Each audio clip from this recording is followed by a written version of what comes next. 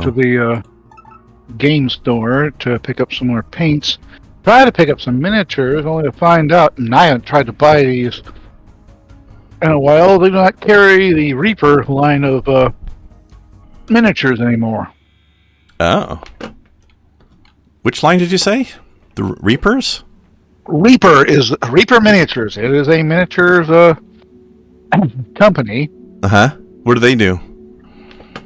All kinds of stuff. It's really a lot of fantasy and sci-fi miniatures. Basically, while not connected to any one of the major games, these are things you can obviously use in them. Mm-hmm. Okay. A lot of stuff for D&D or just any kind of fantasy or sci-fi game you choose. Okay, so just generic ones. Give me 1 second. We might be about to get them right now to the stuff WizKids was making. Okay, give me a second.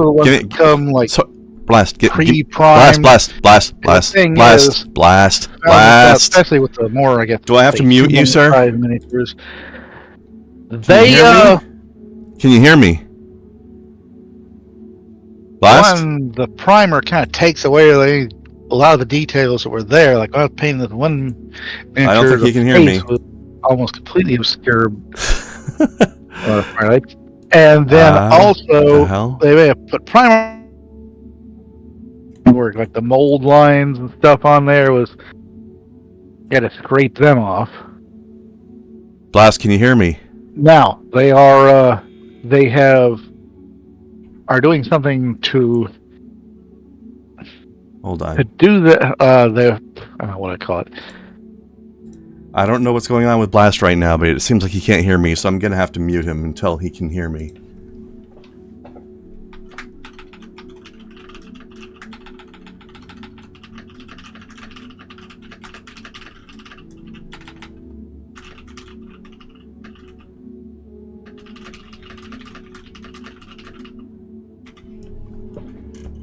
Oh well. That's a shame. Let's hand this in and see what we get.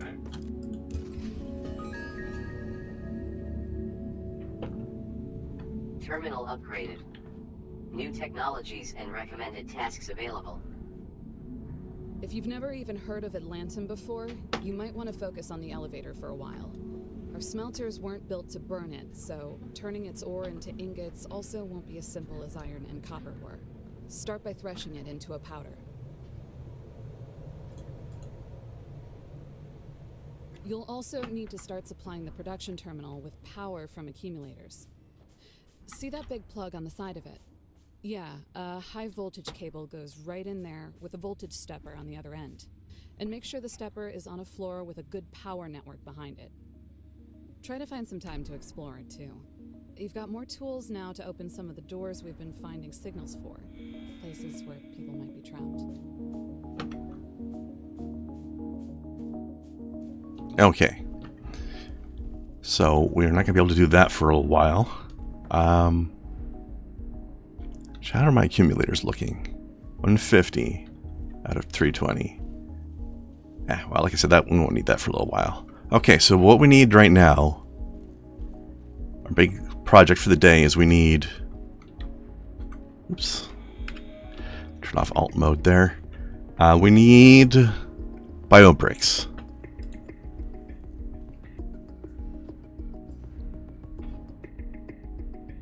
And we need a lot more copper.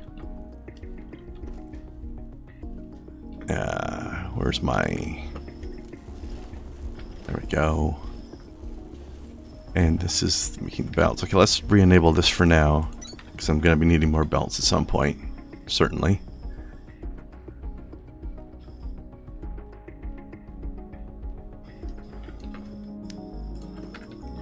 Okay, let's start working on our threshing operation so that I can get some plant matter going.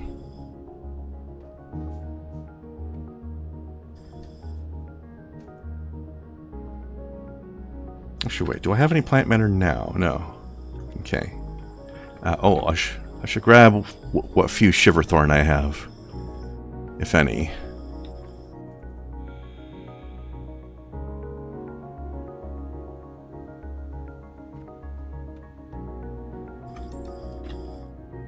I think that was all that. Well, we need to come back for that later too, though. Okay, okay, I've got what I have for Shiverthorn already. I'll need to gather more later, but first we got to set up the machinery for it.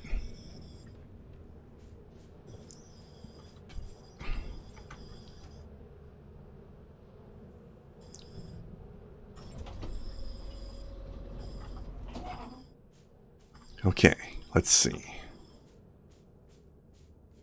I was already starting to build stuff here.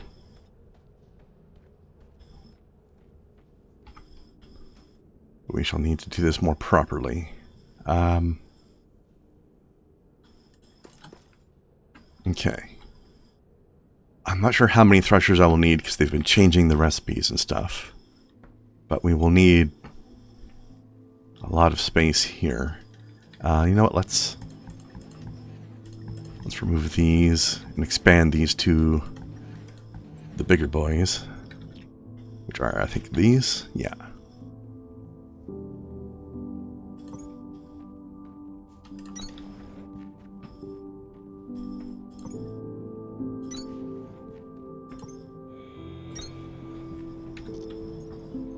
Oops. Okay.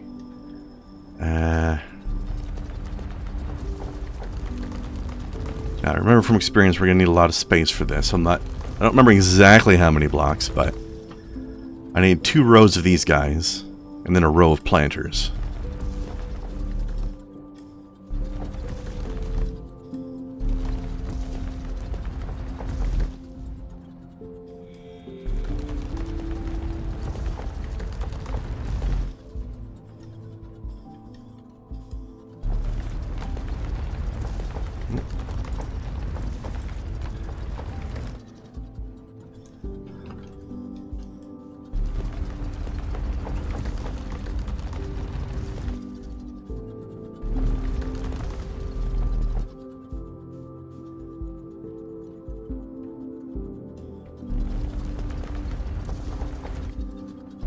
Hopefully Blast can fix the situation he has there, so we can get him back in.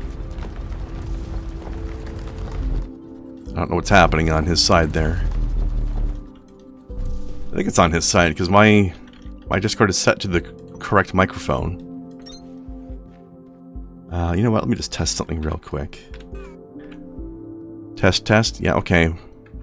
Well, OBS is hearing my microphone, so the stream should be hearing me, if there's anybody else there, or people watching this on YouTube later. Your base building efforts are off to a solid start, Breaker. Keep it up. Why are you red? Because you're out of stuff? I don't know. But okay, let's start reverse engineering a little bit from this side. Usually I start building this from the planter side first, but this area is a bit of a weird situation for that. Okay, let's see. We will have this be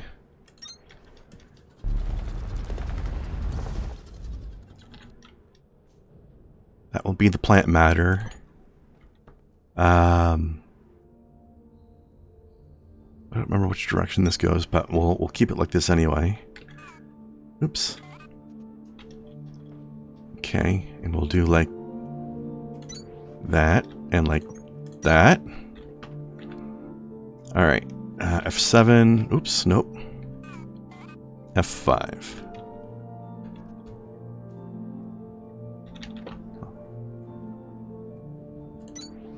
Like that.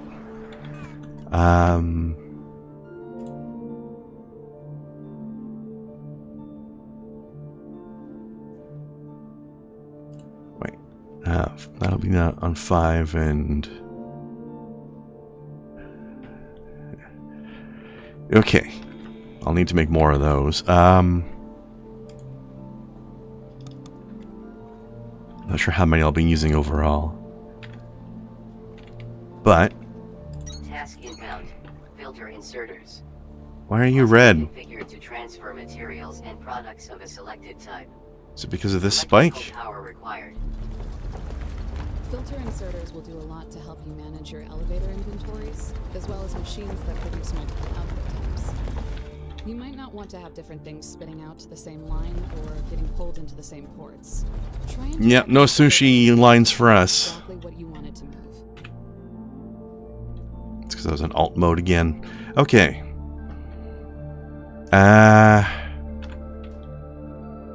Okay, so we will need...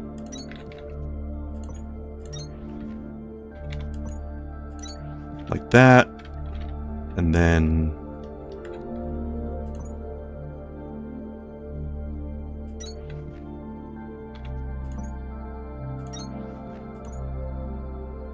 we'll have another set like that. Another pair of these. Then another thresher.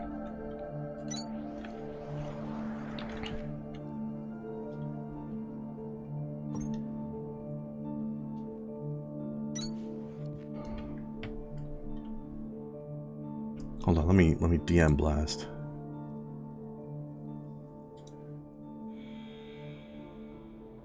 Oh, he left the call.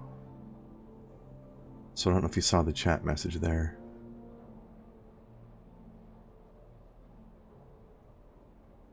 Oh, he's back. I'm gonna unmute him and see what happens. Hey, Blast, You hear me? I've unmuted you now. Can you hear me? Yeah. Okay, I don't know what happened earlier. It seemed like you couldn't hear me because you were constantly talking over me. So I know. So I had to mute you. Okay, well, that was the thing. Yes. Yeah, I actually thumbed down the volume so I couldn't hear you. That's what I figured. Because usually when I interrupt you to say that the game dialogue is about to happen, you usually stop, but you kept going. Yeah, that was it. Sorry about that. All right. I can never tell when it does that, unfortunately. If it seems like I'm not hearing you at some point in the future, check the Twitch chat, 'cause I put a message about it there first. I was just about to DM you now, but I figured I saw you had left the chat and then came back. So yeah, I left you a chat in on a Discord. So I don't see it. Where is it? That little, if you'll look, on my share screen, on Stream Hangout, just hover over that little speech bubble. Oh, wow. I didn't know that existed. Mm-hmm. So I didn't see it because I didn't know that was there. No problem.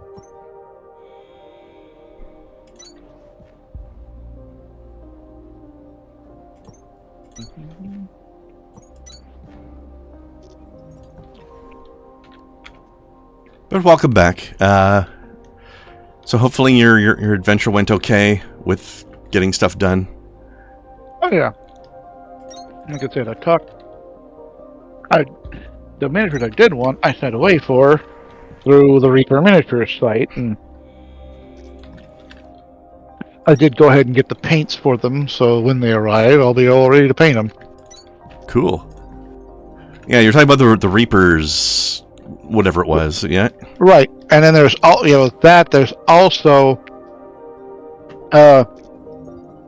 frameworks from WizKids. They've definitely upgraded from the old Nolzer miniatures. Like I said, fully customizable for a lot of these characters. You go characters, monsters. They even have a couple of squad packs. They have one of orcs and one of kobolds. Nice. Oh, I forgot to bring my planters with me. I need to go back and get my planters.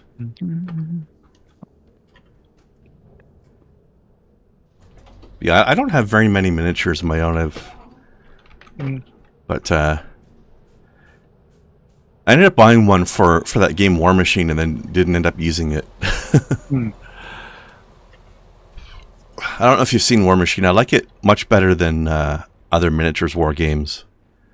Because as much as I love Warhammer 40k and its lore and everything, and the video games and the novels and stuff, I don't actually like the actual miniatures warfare rules, how it works. I just don't like the game mechanics. so I don't play it. But I like War Machine has much more interesting game mechanics, I've found. So I like that. Also, it's interestingly a little bit. It's almost like a cross between Warhammer and Magic the Gathering, kind of. Huh. Because the thing's called War Machine because it's sort of like a semi-steampunk fantasy setting. Yeah, I'm looking at it. But it also has like these war mechs. Mm-hmm. And the war mechs have most of them have a special ability of some sort, which makes it feel almost like whenever you're activating their special ability, it's like playing a magic card, kind of. So it has some sort of magic card-like effect. All right. I thought I built a bunch of planters. Did I place them somewhere and forget about them? Ooh, I like this figure. Alexia, Queen of the Damned. Raven-haired beauty in black armor. Nice. There's one character. The mage characters they have, they're called warcasters, but there's a warcaster on the, I forget the names of the factions now, but there's a side that paints all their stuff red, and they're basically Soviets. They have a warcaster like witch lady that's basically Baba Yaga. I'm looking at Kador. Kedor, yes, that's the faction. I forget the lady's name, but they have. Oh, look.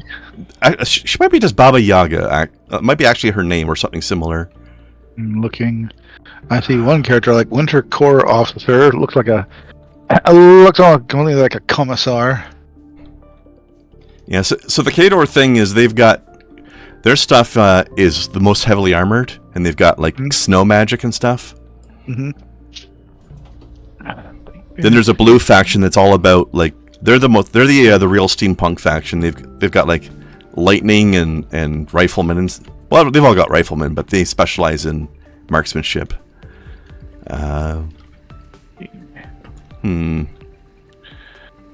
Crix. That Crix looks like fucking Nurgle army. Yeah, I believe they're supposed to be necromancers, but their critters are very creature-like. Yeah, the blue ones like Signar. Yeah, they're like Dusk looks like dark elves. Dusk I think is new. I don't know those ones. But there's Chimera. I remember when I played it, or when I was looking at it, there was 4 factions, and the fourth one was basically like the weird tech elves. Let's see, you got Crix, Signar, Dusk, Kador, Chimera, Mercenary, Orogoth. I wonder if you might be looking at there's I'm like a connected game that has more bestial stuff to it too. This one's from Steamforged Games. Like, I mean, the same people make 2 variations of it. I'm not sure if they're part of the same world, or if one of them's like, here's the tech version and here's the fantasy version, you know? I don't know. I don't remember enough about it. But I remember there was like a weird, almost like a moon elf faction in the steampunky one. Well, maybe I didn't build the planters yet. I could have sworn I had, though. Warlock Warcaster. Let's see. Also, let me just check this. Limestone extraction. Biobrick. There we go. Okay. If I get to 30, it's better biobricks. Captain Yana Kowalski. I think that may be your Baba Yaga character. Possibly, yeah. I don't remember what her name was. She's riding on a big bear. I mean, that character is clearly part of the same faction, at least. But yeah, I just thought that was amusing. That it was obviously the Russian guys, and they had a Baba Yaga type caster. Yeah. Speaking of which, there's a game that came out on Steam recently that is where you're playing this teenage Slavic girl who becomes like this witch's apprentice, but it becomes quickly apparent that the witch that you've become apprentice to is actually Baba Yaga. Oh wow! Speaking of Russian type characters, that's one faction I kind of miss from 40k, the Vostroyan Firstborn. Oh, I don't know that at all. Oh, well, that's one of the Imperial Guard variations. You know, you've got the Valhallan Ice Warriors, the Talarn Desert Raiders. Oh, okay. Gotcha. Yeah, like the Jungle Fighters. What was right. I forget they're in Catachan.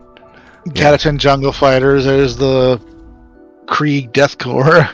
Mm-hmm. I just read a book about them recently. It wasn't as fun as most of the other books because the Krieg tend to deny individualism, so everybody's just a code number. And yeah, let's see there. Oh god, another one that we don't see much anymore. The Attilan Rough Riders. Like they're one of the few of the Imperium type troops that you will see actually mounted on horses. yeah, They're definitely. Supply with seeds to rapidly reproduce fully grown flora. I like to rapidly reproduce. Mm-hmm. Heyo. Guys are definitely based. Their look definitely based on like the Mongols, like Mongols, Huns. Whatever, you know. They got the fur-lined hats. I wonder if they're from the same world as the White Scars. Because the White Scars are Mongols as well, but they're Space Marine Mongols. Yeah, let's see. Fast-moving troops with the Astra mounted on cybernetic horses. Bikes. Groxen? Okay. Groxen are like buffalo or something similar. But anyways, yes, they are... or beefalo. They're beefalos.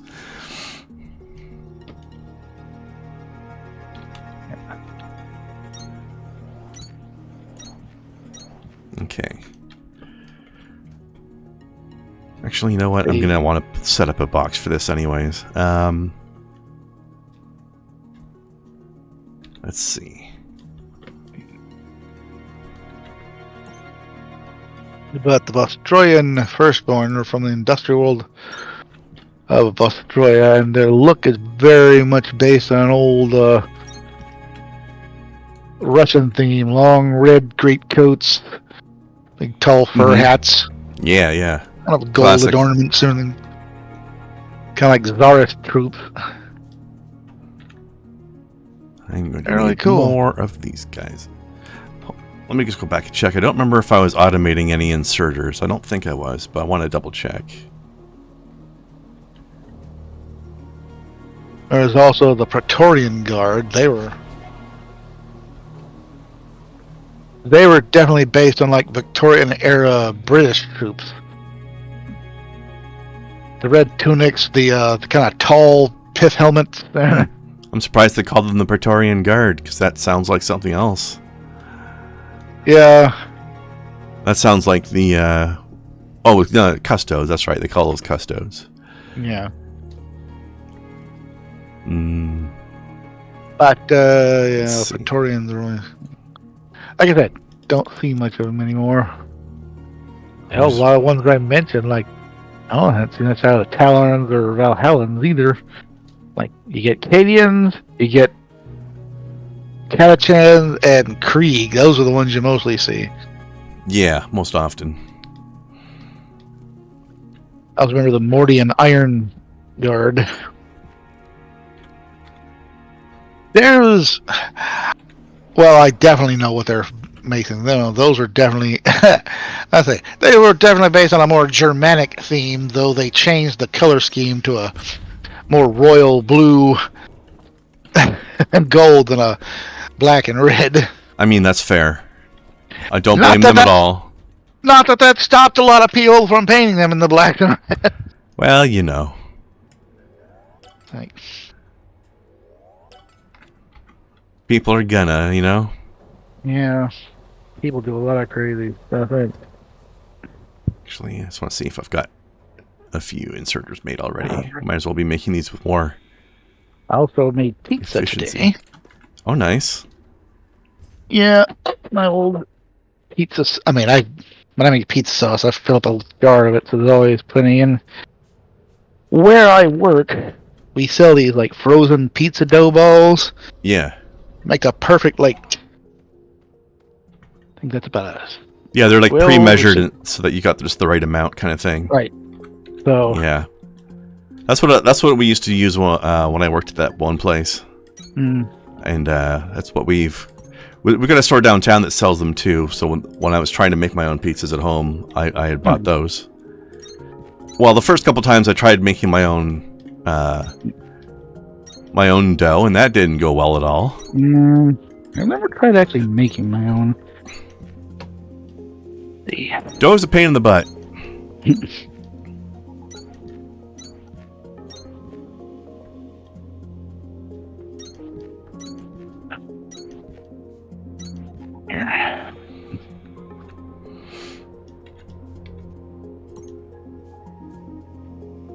I've never been good with that kind of thing. Yeah. I mean, it was okay. It was functional. It just wasn't great.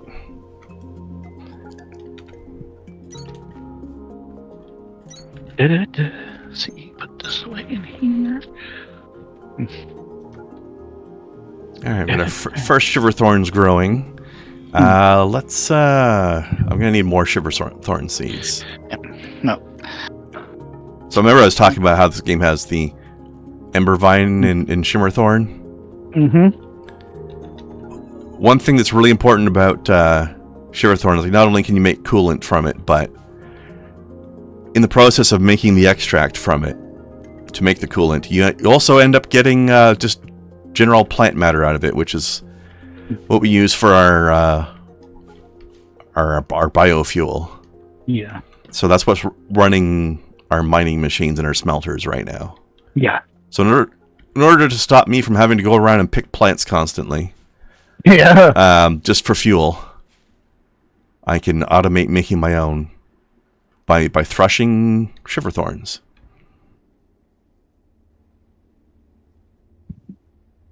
I've been on old school RuneScape trying to up my fishing levels. I am 2 levels, or probably right now a level and a half away from being able to fish for shark. Shark? Oh my. Yeah. How dangerous. And you get, well, the thing is, and I work on one over the other. I'm already at the cooking level where I can cook sharks. So I'm going to get myself to where I can catch them. But then, I do that. I don't know how much health they restore. And if it's better than what I've currently got now, that'd be one thing. And if it's not, I can go to the Grand Exchange and sell them. Right now, on the level I'm at, I'm fishing harpoon fishing, which I can catch swordfish and tuna right now. And swordfish has got a good high sale value. The tuna I keep for cooking because I can make a couple of things that I use right now. Like a tuna and sweet corn potato. And I can also make admiral pie with it, which also has a good Grand Exchange value. So right now we're doing some threshing that would make a lot of potheads very happy. Oh, because boy. we're threshing the Shiverthorn, and that's becoming buds and seeds. All right. So we gotta separate out our. Wait, why is this not? Oh, you're backwards. That's why. I think. No stems, There. no seeds, no sticks. Yep. The sticky. We got to use our filter inserters because this machine pumps out 2 different things, right? The buds and the seeds. So we have to tell our inserters which one to grab. And then the seeds can go back into the planters to grow more Shiverthorns. Then the buds come over here to a second machine, which threshes the buds into Shiverthorn extract and the plant matter that we use as fuel. Always best to let your inserter what to grab. Woo-hoo. Mm-hmm. Oh, I've made a mistake. Hold on. I did not give these machines enough room. Don't want to be grabbing and inserting in the wrong place. Yep. Well, you see here, we've got the two conveyor lines, so one of them has to ramp over the top of the other one. But because I've got the ramp right up next to this guy, he can't put it down because he can only put it down on a flat one. So I need to give them more room. I need one block more space, which I knew but forgot about. So hold on, let me just. Oops! I accidentally some floor.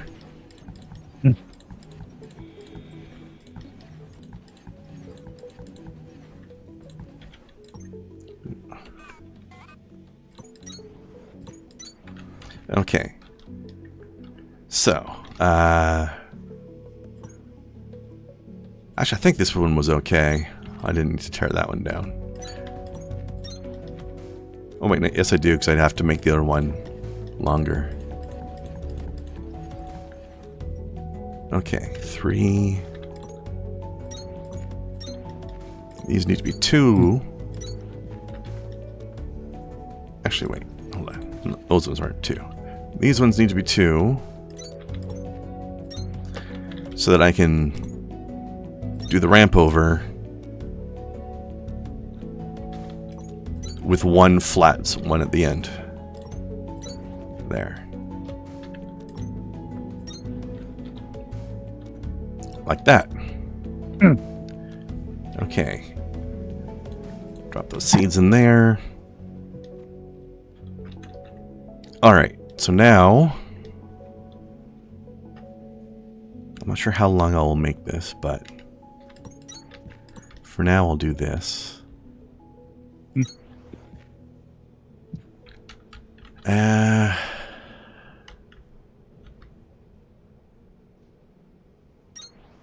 want to have these ones line up with those ones, just because it looks nicer that way.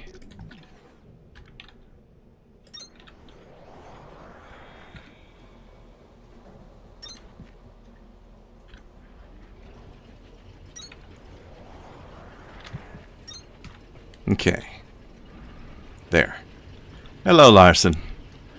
Okay, now, what kind of numbers are we getting here? Okay. Let's see. Uses 5 buds per minute and gives me 15 plant matter per minute. Alright. And over here, the trick with this is we don't get a strict number on the growing. Like this many per minute, it doesn't tell us. But it does tell us how many seconds it will take to grow a single one. Here, let's watch this seed get planted, and then we'll see how many seconds it takes. Okay, 240 seconds for one. That's 4, and each planter does 4. So up to 4 per 240 seconds. So that's 1 per 60 seconds per planter.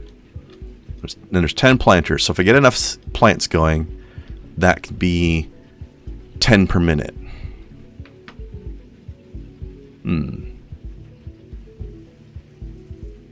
Okay, so if I get 10 per minute, then each one of these can use 10 per minute.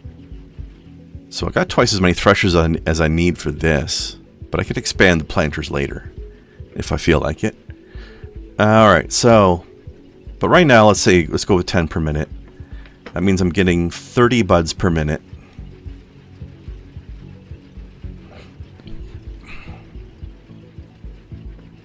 Which means I will need 6 of these for every one of these.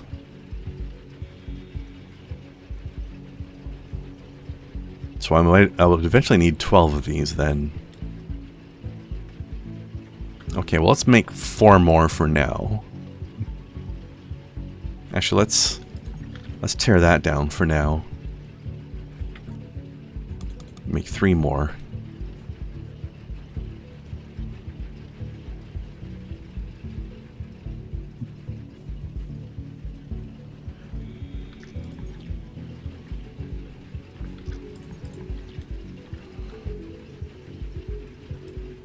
Oops. I can't do that. Okay, fine. Do it over here.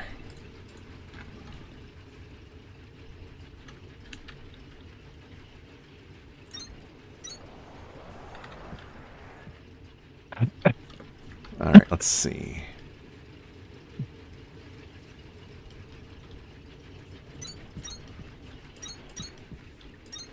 Also, I should check on these guys. Let me see. These can handle 30 per minute, and the outputs are 15 per minute. So I'll only need one for each resource. How much is that in PALs? You know what? I would not be surprised. Oh, buds in 30 buds per minute is quite the social circle. How much is that in PALs? I don't know. We'll have to ask the factory workers in PAL world. And then, how many of them are we threshing per minute? I would not be surprised if that became a thing. I'm not your buddy, pal. I'm not your pal, friend. I'm not your friend, buddy. Buddy guy. Which is really very un-Canadian if you think about it. Although I guess I think maybe they're implying that that's about as angry as Canadian arguments ever get.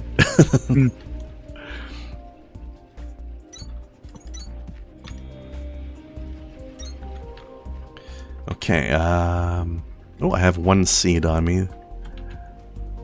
Okay, and I have some buds.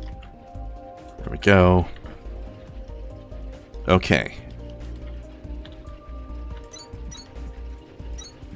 Just enough of them. Alright, let's see. Okay, so we're up at it.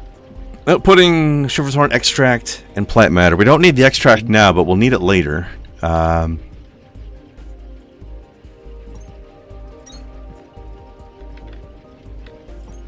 I'll shunt it off this way somewhere.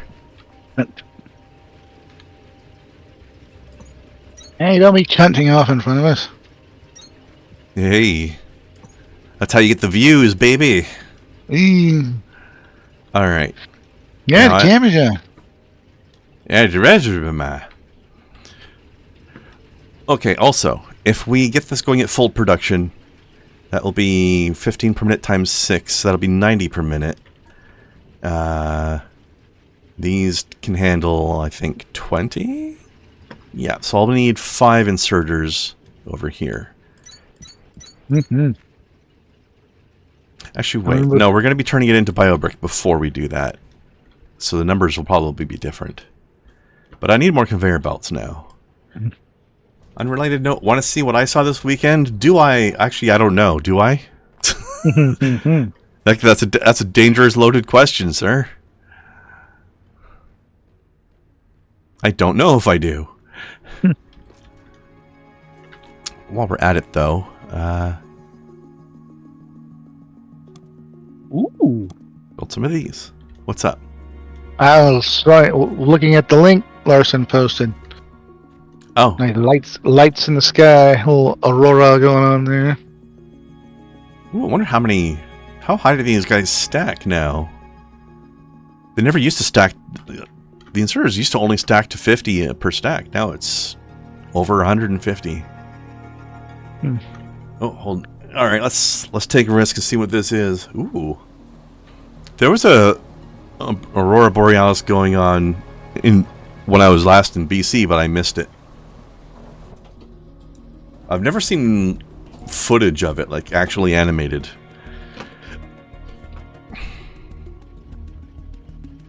I would definitely like to see that, but I didn't have the opportunity last time. Okay, let me think. What's our BioBrick? I wonder if they've changed the recipe for this. 30 and 60. Used to be 25 and 50, actually, so they've changed it a little bit. That gives us 10. So yeah, 30 plant matter becomes 10 BioBrick, but also a lot of limestone. I guess we can process it here. Also, we might need to expand this if we make the threshing operation bigger. So I think I will do it over here.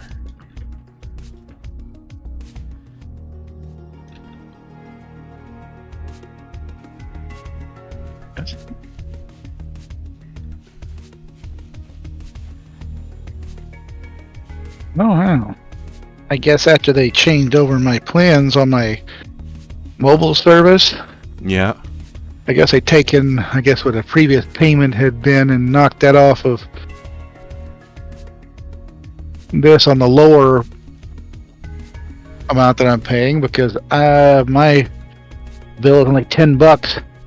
Oh yeah, you had some extra payment last time that carried over, kind of thing. Yeah. Yeah, that's fair. Okay, let's see. Get one more bill out of the way. That out of the quicker. way.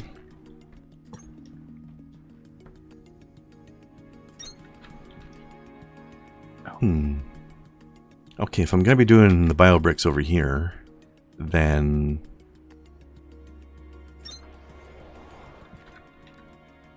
that will mean I should use this outer conveyor belt. Okay, bio brick. There.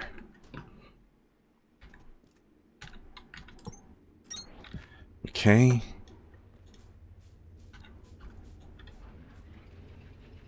Oh no, that's the inner one. Hold on. That's silly.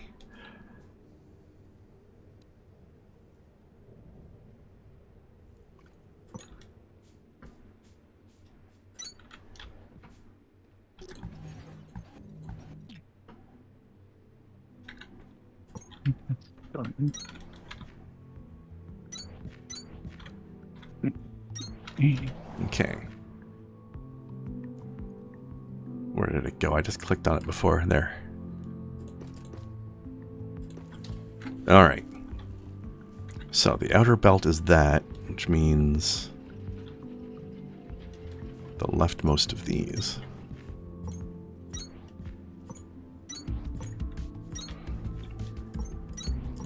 Now to make sure that our production doesn't seize up, we need to make sure that we're handling the extract as well. Why are... Oh, I haven't configured these yet. Okay. Plant matter... Extract. Plant... Extract.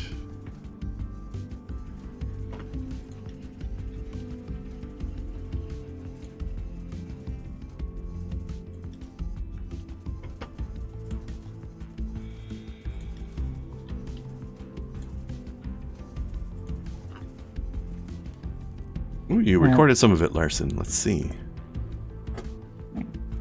Yep.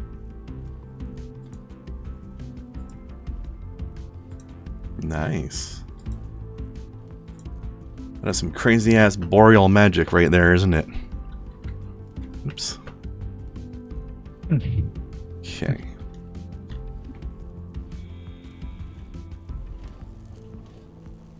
Now let me see. 1, 2, 3, 4. Essentially 5. 1, 2, 4, 5. 1, 2, 3, 4, 5. 1, 2,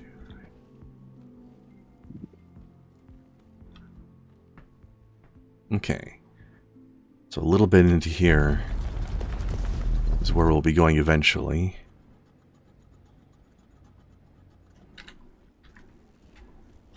Oh. Hmm?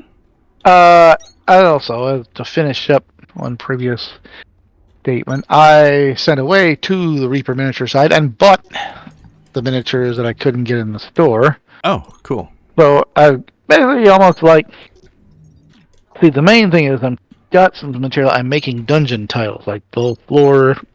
Okay, yeah, I remember you mentioning that part. Uh-huh. Right. I'll figure put something in there, so I'll start taking some pictures of it. I want some things in there. Mm-hmm. So, I sent away, I've got on the way one pack with an Orc Marauder and another pack of 6 Goblin Raiders. I figure that'll be a nice little grouping. Yeah?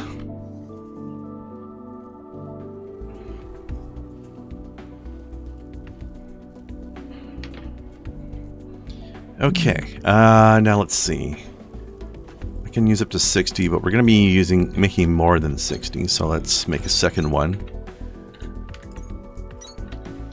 I don't remember if the game currently gives us these numbers here. Let's take some of the bio brick out of here. So it's kind of funny, they call it bio brick, but it looks like a little box of pellets. It's like little fuel pellets that we've made by mashing limestone and plant matter together. So it's a much more efficient fuel. Okay, 60 upgradable. So right now, plant matter by itself, if we just shove this directly into our smelters and drilling machines, it's worth 5 fuel per plant matter unit. The bio brick, like I said, it's 6 to 1. No, sorry, 3 to 1. Because 30 plant matter makes... Oh no, 20 bio bricks because of the fact that it's coming out of the machine. So 1.5 to 1. But instead of being worth 7.5 fuel power, it's worth 60. So the limestone's really adding some kick. Also, this allows us to use up all the limestone we've been digging up. Speaking of which, I will need a method to insert that in here.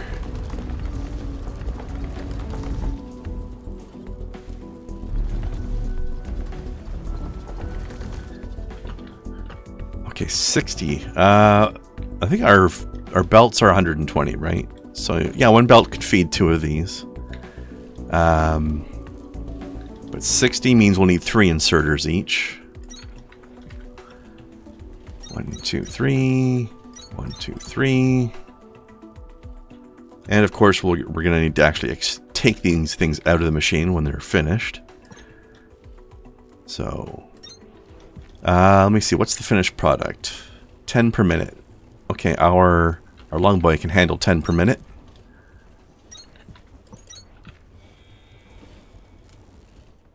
We can handle 15, in fact. Okay. So, we're going to need 2...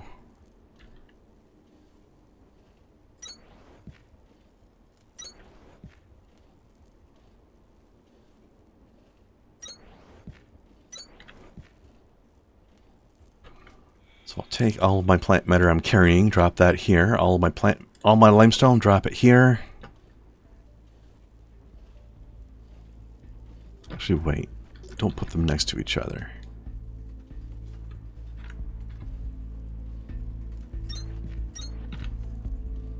Okay. Because we're going to need lots of inserters to be able to... Oops. You know what?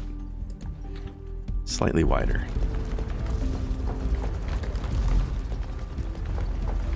So whenever I pick up biomatter and limestone just myself, as I'm doing stuff, I will need a place to drop them off and get rid of them. So...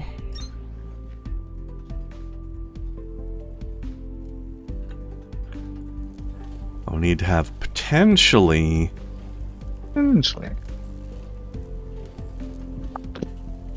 up to 60 per, up to 120 per minute, theoretically. So let me see. 40, 60.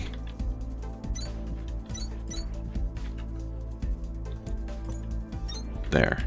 So for now, I'm going to rely on these boxes, but eventually I'm going to need to find a limestone node to drill and set up this so I can just have this totally automated.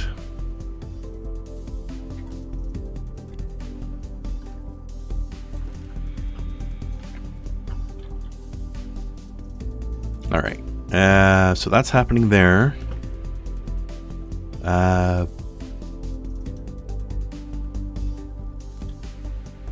Why is my extract not... Wait, what the... Well, there's no extract... Oh, the extract's already all come out. They're just not making any more because they're waiting on other stuff. This is not receiving...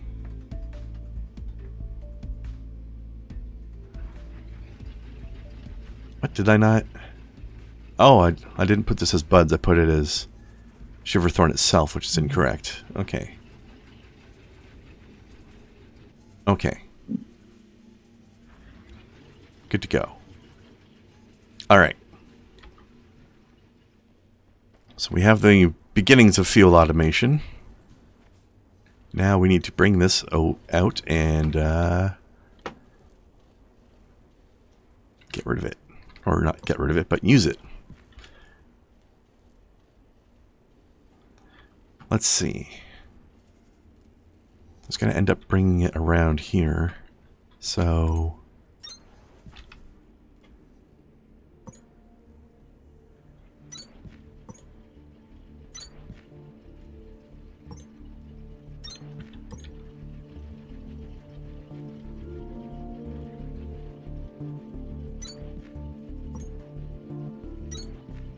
I wish there was a button where I could just keep this flat the whole way across. Maybe they put that in and I just don't know it because it's not telling me about it here.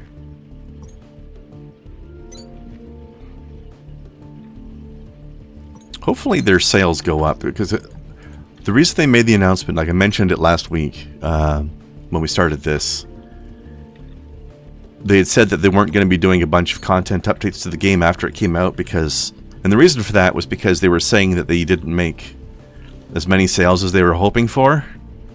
But that was early access, so now... Because I know what happened with Satisfactory is when it hit 1.0, there was a big surge of sales. So hopefully that will happen here too. Because I think they deserve it. Okay. How much output am I getting again? Hold on, it's got times 20. What?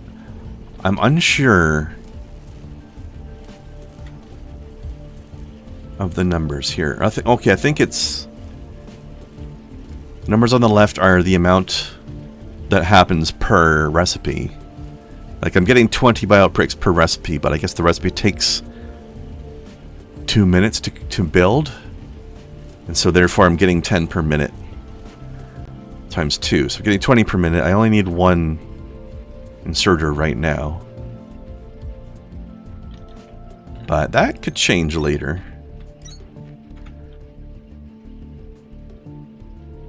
Okay, where are we going to send this? That's also part of the thing. Right now we're going to send it to 1 and 3. Oops. No, wait, this is 3. 1 and 2.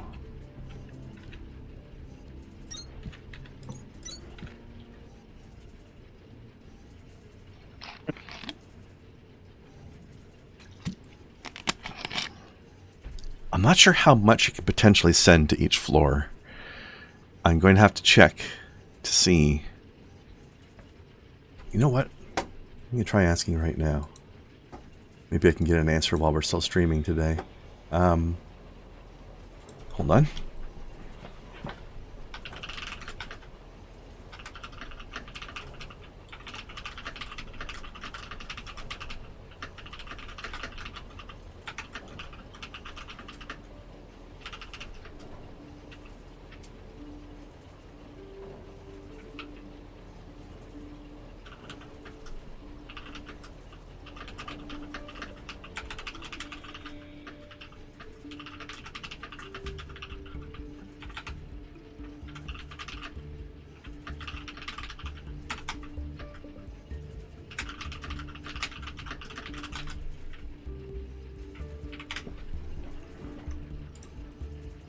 Alright.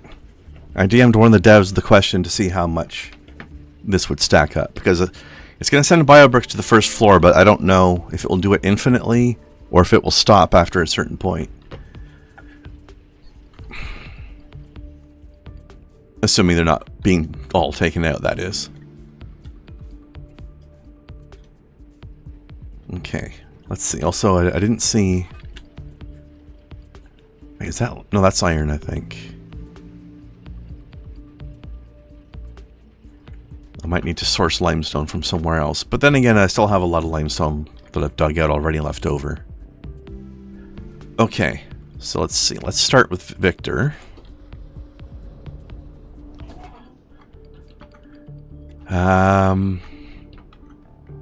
This way. Although actually, here, let's...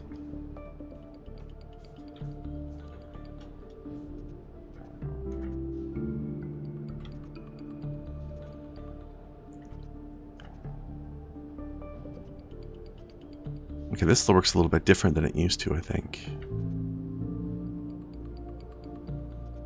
There used to be one where you'd set it to a blank and that would be local, but I guess we're setting it to it. Just keeping it set to itself. Okay.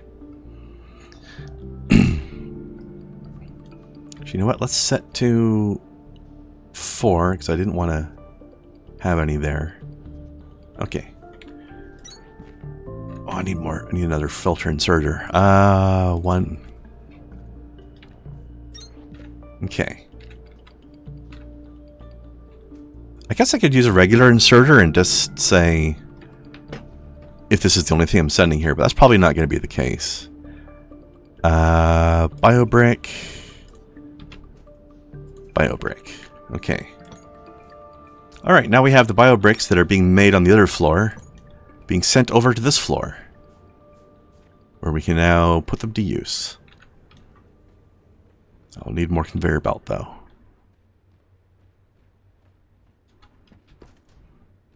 Oh, we don't have much. Oh, we're already out of fuel. Okay, hold on. I will need to fuel these manually first.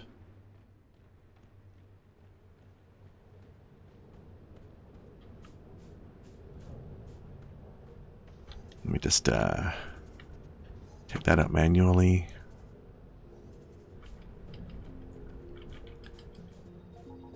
Okay.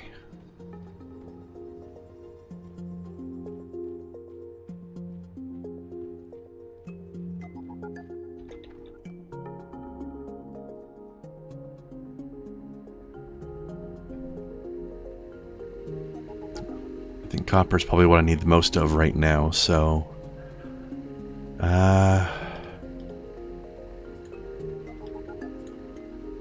hold on. I need to divide this up. Let's say in 4 chunks.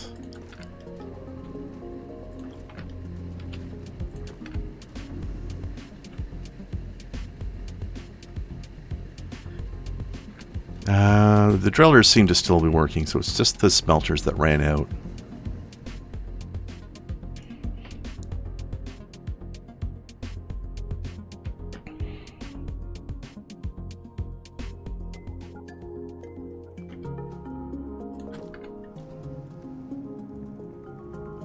Okay. And we'll let that work for a little bit. I want to check and see... I don't think there's any shiver thrown on this floor, but I just want to double check around the place. I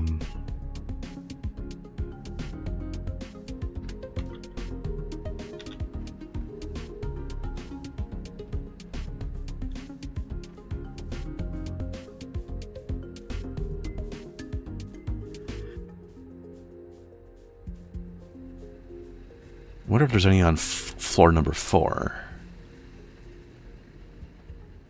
We need to get as much as we can.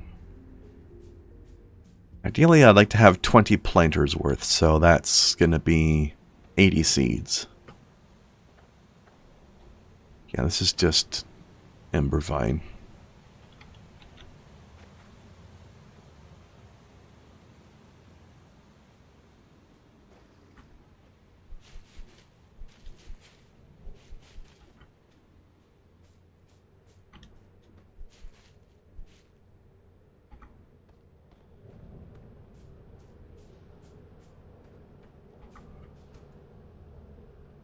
Did admin have any? I don't remember. Oh, also, correction, I said the other day that they added admin only when they did this new map type with the different floors, but I realized after the stream that wasn't true. There was an update after a while where they added it to the game when it was still one big map. But it was, there was that one message capsule we found here.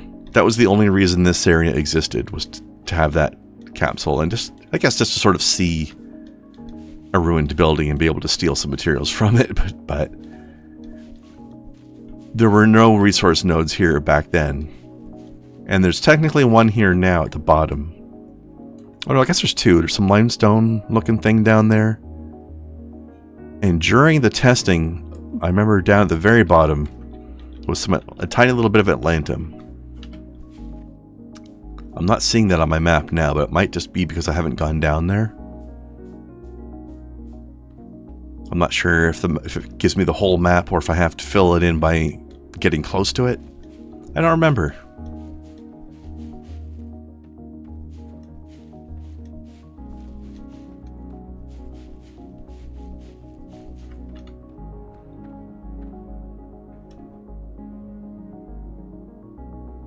Okay, there's no Shiverthorn here, but might as well grab... Oh, it's not Embervine, it's Kindlevine. Still. A name that invokes the concept of heat in some way.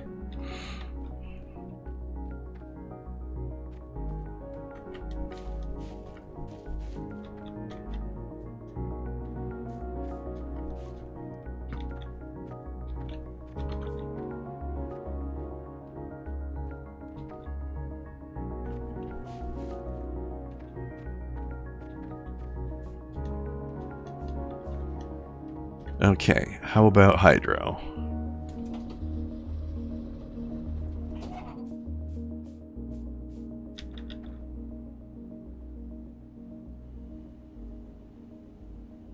I'm rolling with like 20 Shiverthorns worth of Fun fact. stuff right now. Before they adjusted our suits for them, those creeper plants used to reach out and try to grab anybody who walked by. Got so common that it became a rite of passage for people who joined Deep Recon. Spaghetti got her call sign off of it. Surprised I didn't call her hentai. Hey! Being grabbed by alien vines? I've seen enough hentai to know where that's going.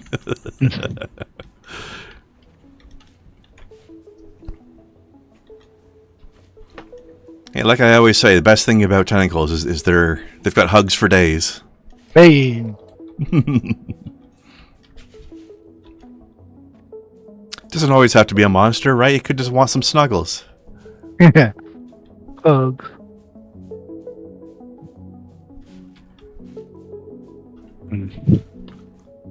Okay. There's some iron here, but no Shiverthorn.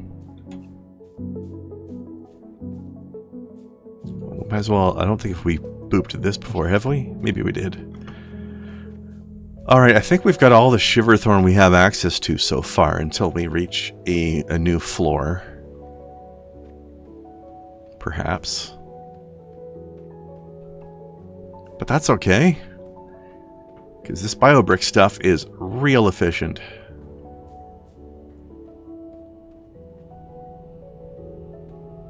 Am I overtaxing my power grid? A little bit. Must be the threshers. Does it tell me in here how much energy things use? They have these 400 each, and the planters are 200 each. Well, they're functioning anyway. They're not functioning constantly right now.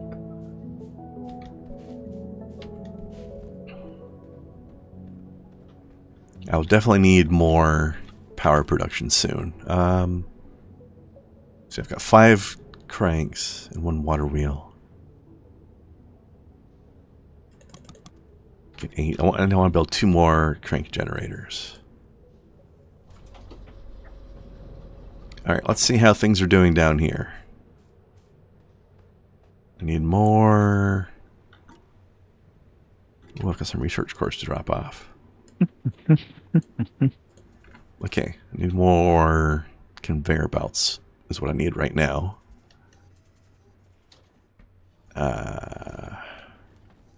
14. Oof.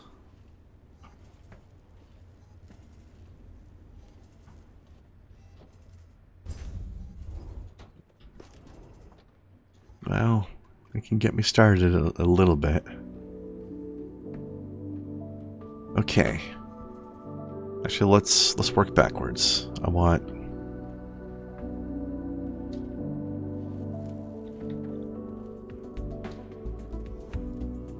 to get it to the smelters here. Oh, I'm gonna need to build some more long boys. Mm-hmm. Ladies. Hey.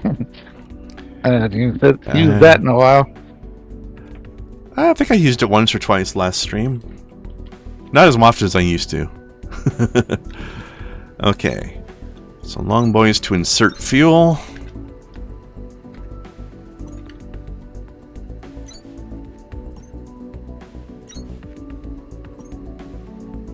Also ladies, I guess.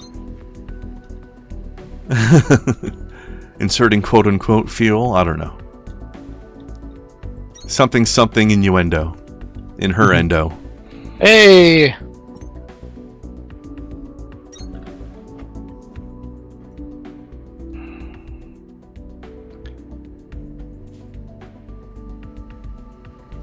The question is, I don't know how much... Like, we know how much fuel power each pellet is worth, but we don't know what the actual burn numbers are. But it tells us here 0.8 per minute.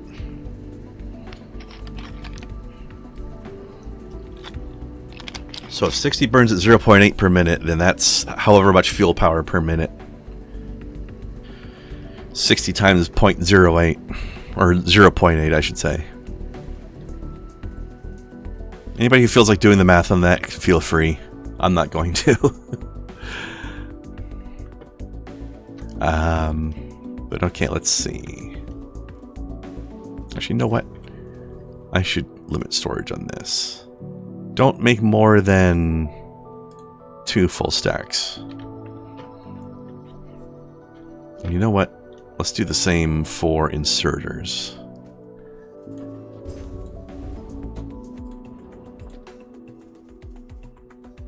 Actually, let's say 1 stack. No need to make hundreds and thousands of them. After all. Oh, you know what? I should use this to make my cranky boys.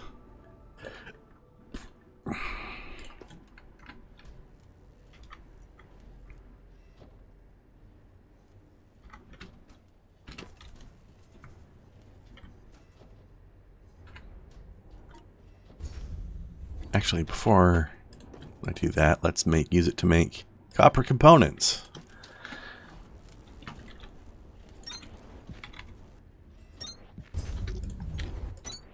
Okay. Now.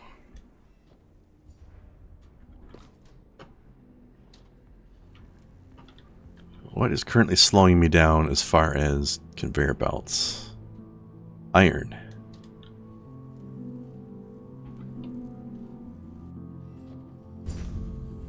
Is that because of lack? That's probably because of lack of fuel over here, right? Alright, hold on.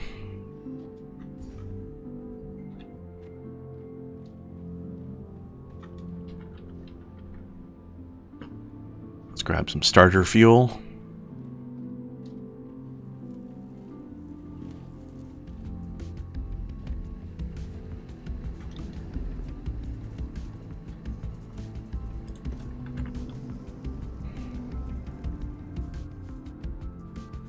Alright, now while that stuff's brewing, I'm gonna head over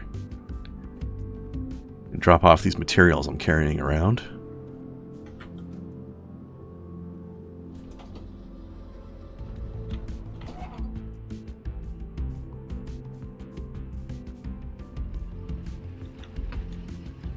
Oh, I should have grabbed more limestone.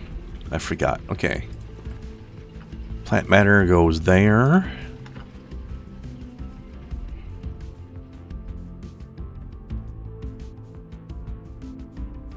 Oh, hey, look at it. Look at that. It's Shiverthorn. I'll go over and Shiverthorn hunt properly a bit later. First, let's get back to Victor. And I'm gonna pick up the rest of my limestone.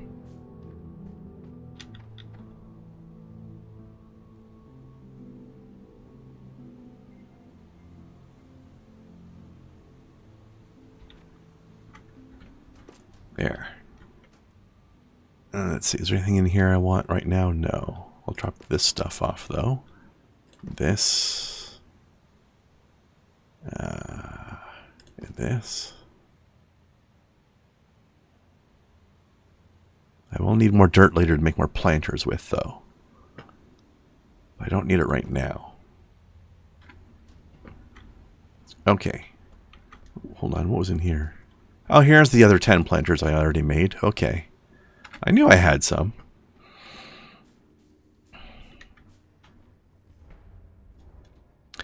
I knew it.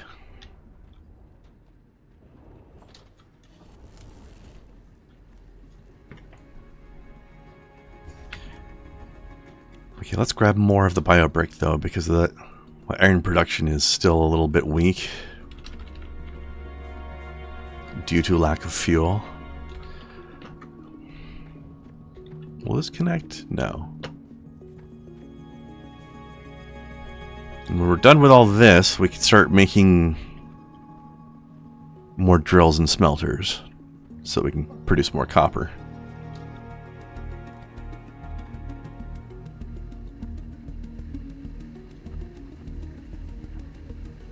Okay, the drills are still fueled over here, so it's just this that needs to go in. Alright. Actually, I need more smelters right here. Or I will later when I make more drills anyway. But we're worried about copper first. You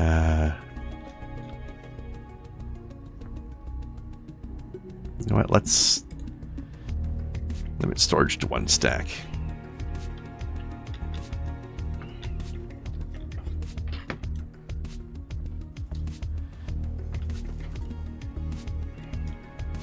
Alright, how's this coming along? That appears to be finished. Okay, now crank gens.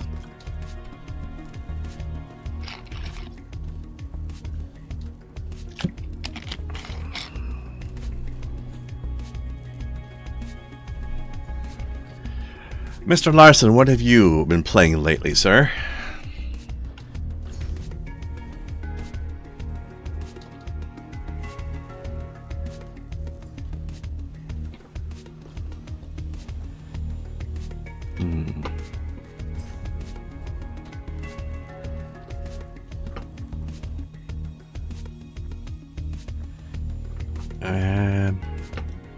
Okay. Build a bit more of this.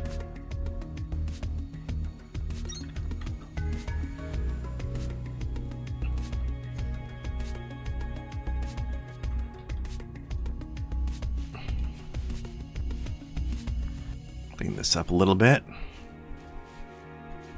Just because.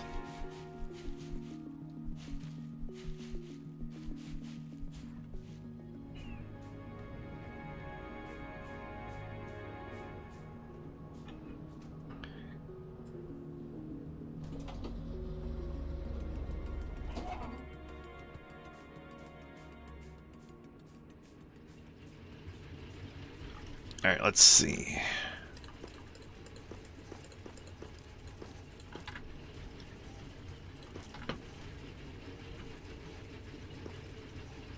Okay, that's dropped off. Let's drop off a bit of this.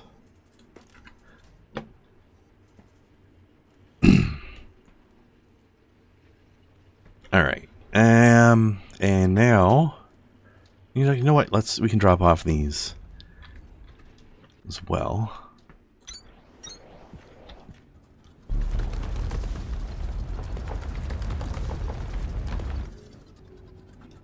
Actually, anybody else who's watching right now, have you played this game yourself or other factory games? I see we have a few people in here. Say hello. Let us know what you're up to.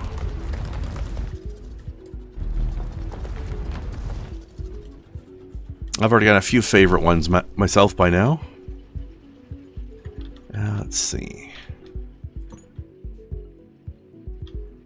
Guess we'll build it to here for now. See how that suits us.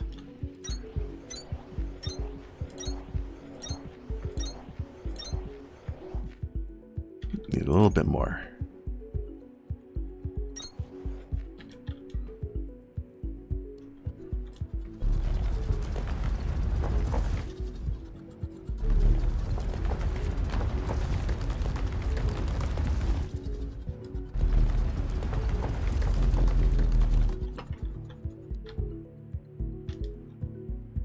Why is that invalid placement? Oh, because of this. Get out of the way, Spike. It's not trees in the way, it's rocks. Nature refuses to help us. Until we turn it into bricks.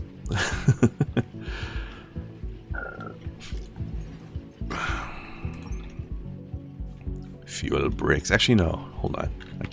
I don't have the conveyor belts for that right now. But I might as well set up the inserters while I'm here.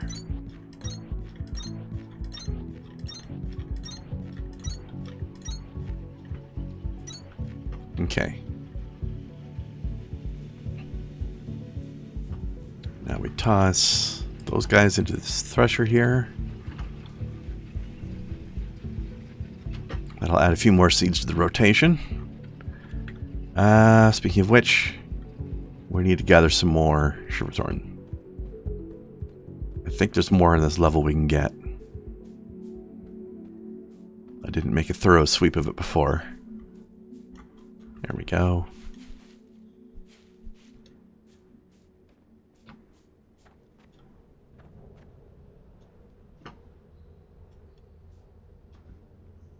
Lots more.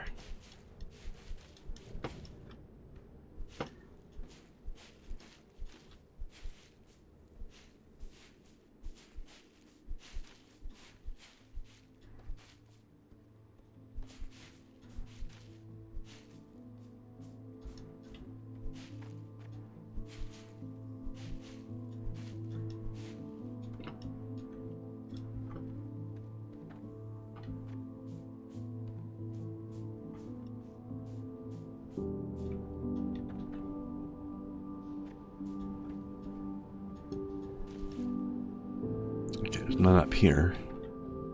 Oh, hold on. There's one stuck in that rock. Alright.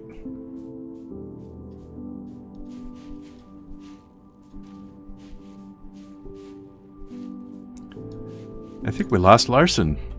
He's fallen asleep on us.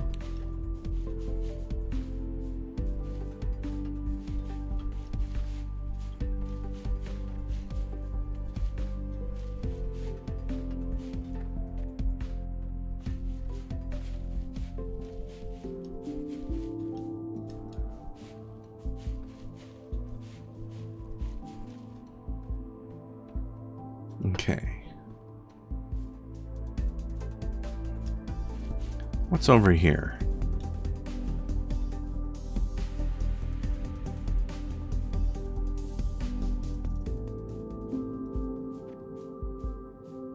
I think this is where I got my first Shipperthorn from, because it seems to be mostly empty.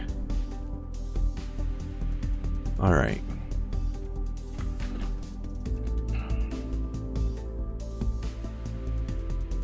Alright, I think we've gotten everything from this section. Shiverthorn wise, that is. But we've got our 80, so that's what we wanted.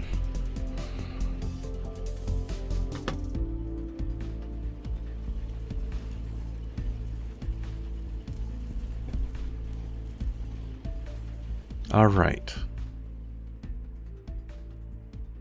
Now I did see back here there seems to be possibly a container? Is it? Yeah, it's back here. I wonder what's in that.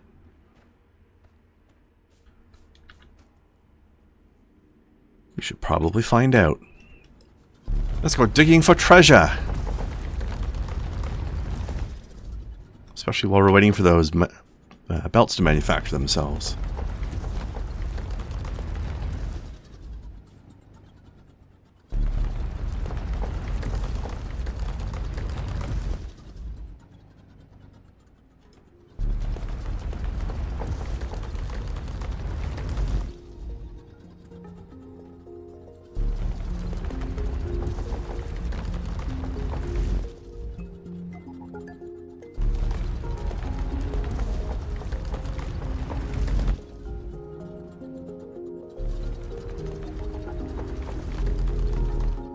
Well, that's not digging. Okay. Hello, what do we have in here? Oh, biobrick diesel, which is a fuel value of 1188. Cripes. That's way more than the biobricks even. I wonder if I'm going to learn to make this stuff later. 'Cause that's crazy. All right.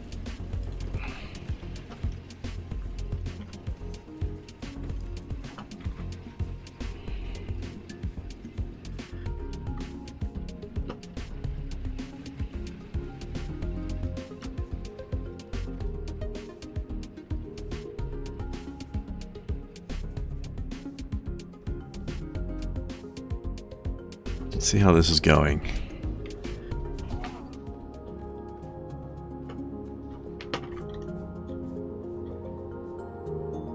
Wait, why is that set to 3? Oh, because I was getting rid of the stuff I accidentally set to 3.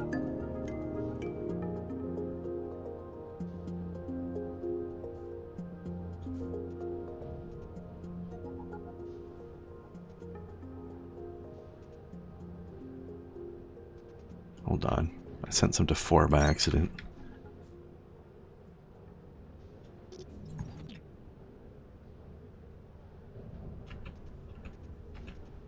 Okay, hold on. Let's set this to 4 for a second. Take that out of there. Oh, I can't because this isn't 4, I guess. Okay. All right, then.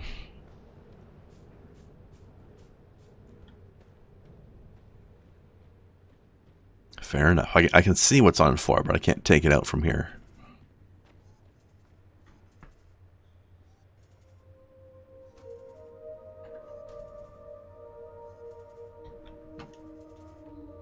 Right, 48. That's something I can work with.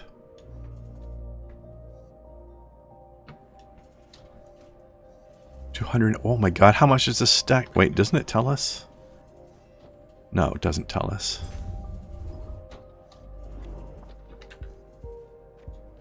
Still. These are some big stacks. I thought it might have stopped at 200, but it doesn't. Maybe it's 500. I don't know.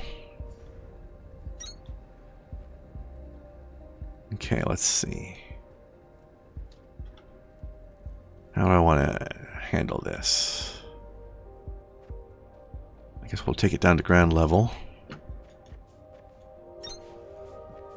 And then over from here.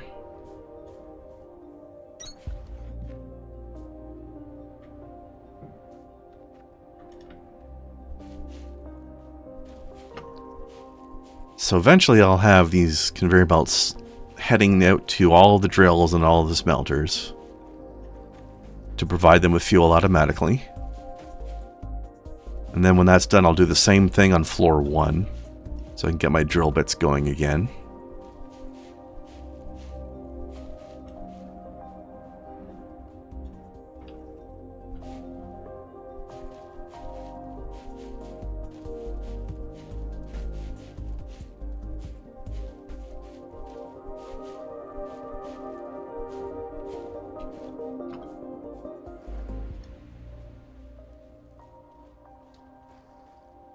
And eventually I'm going to change things up here so they're not quite so clustered and funky looking. Also, let's see. I need more drills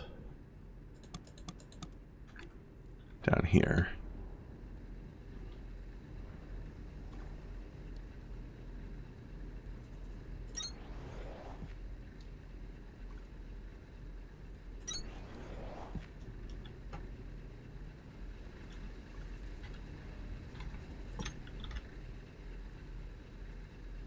Oh, that's right. I don't have that much yet.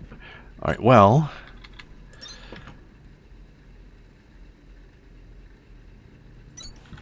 we'll get that ready at least.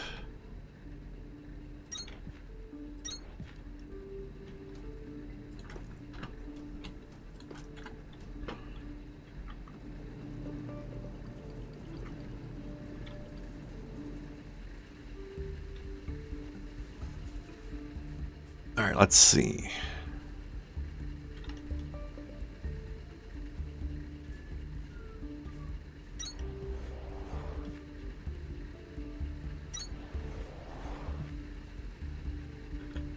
I need a bit more room to operate in here.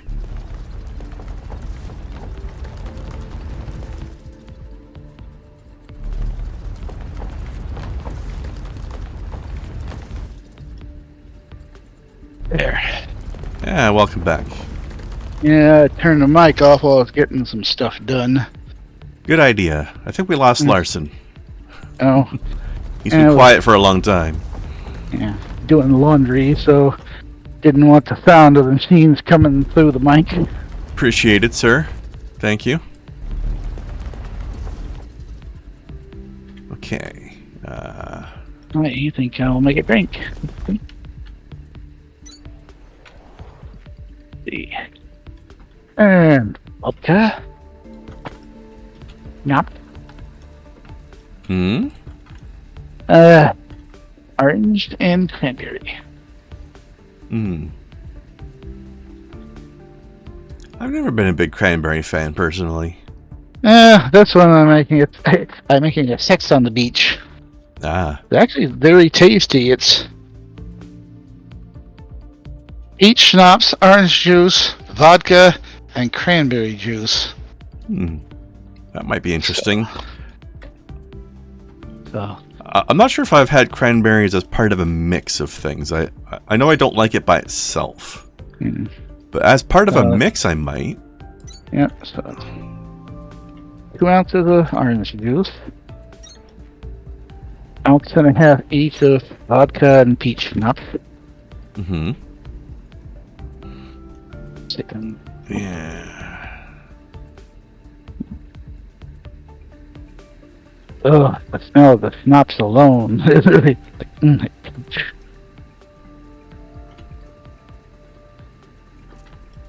together. That. All right. Over right. I'm going to go expand my power network a little bit. And then Well, actually, while I'm here, hold a spoon over the glass and then pour in the cranberry juice. And what that does, it actually lets the cranberry juice settle to the bottom of the glass and it'll separate the color from the orange juice. Hmm.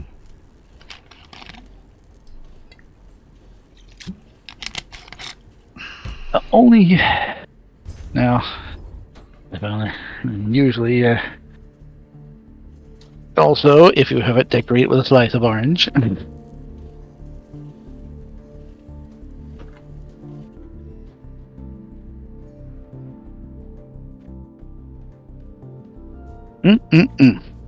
then you can eat the decoration when you drink it. Yes. All right, let me think. Hydro. Ale hydro. Indeed. It is. Hydropower is our Lord and Savior. Which is true for me in real life as well, because Ontario uses primarily hydropower.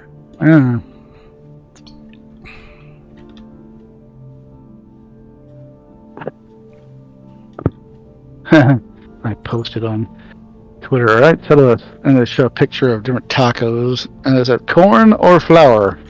Like, which tortilla do you prefer?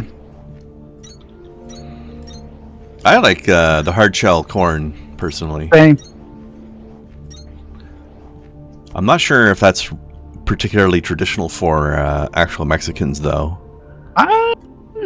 Crunchy, I don't know. I mean, from what I know, corn tortillas were the traditional one. Well, those are the crunchy ones, right? Or at least the crunchy ones are corn. I Yeah. think you can make corn soft ones too, maybe. Yeah. But like, if I go to a Mexican restaurant, let's say, like an authentic one, not like Taco Bell, then it seems like what you're generally getting there is the soft shell stuff. Let's see. Mm. Let's find out. Corn tortillas are more traditional than flour tortillas because they've been around longer and are a staple ingredient in Mexican cuisine.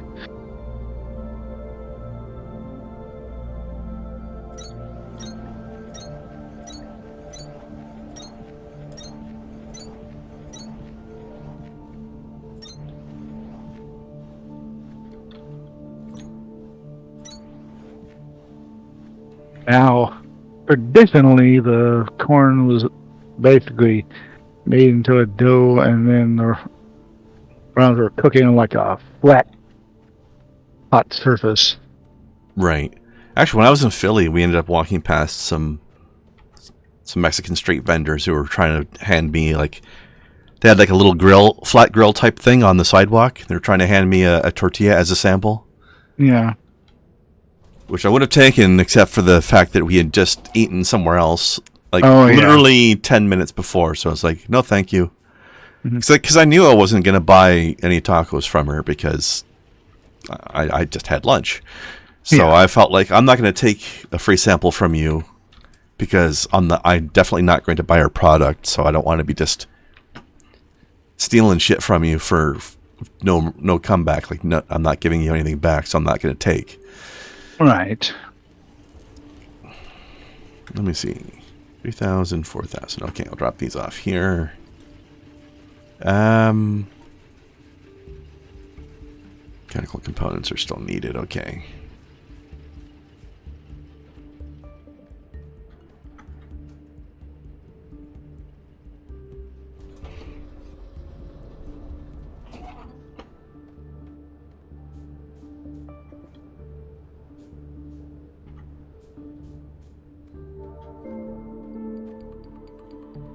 All right, let's see. The power grid is a bit more robust now. It still needs a little more, but it's better.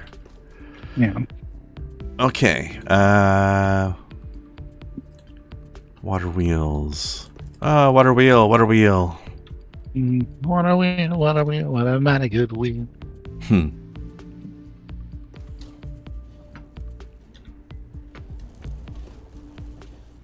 Here, have that. Okay. And how are we doing over here on... Oh, I found that. We found the stack limit for the inserters. It's 250 apparently. That's nice. Now that I think about it, that was one of the later experimental changes. I just forgotten about that. All right. Now, let's see.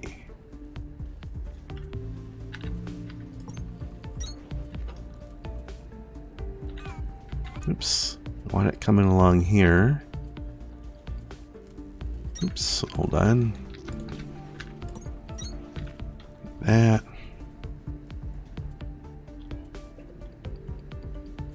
Almost there. At least as far as the smelters are concerned. Ugh. Right, we're not getting enough wire. You know what? Let's storage more to that. And in fact, let's stop that altogether for the moment.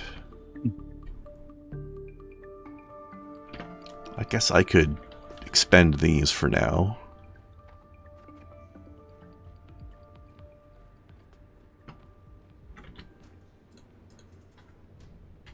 Alright, is there anything useful I can do here? Well, I'll need this eventually. Let's see. Terraforming. Do drill speed, I guess. That's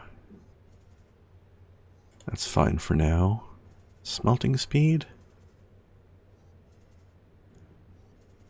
Sure, why not? We got the points for it. Alright, so the smelters are now 33% faster. But still require the same amount of materials.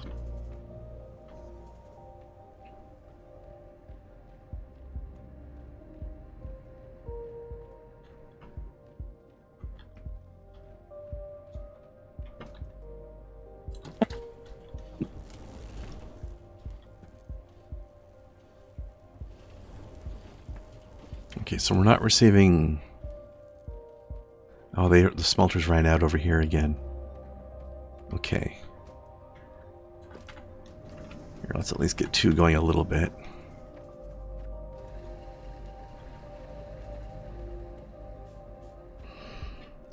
Going to be a little bit of a pain in the butt with the fuel until I get them fully automated here.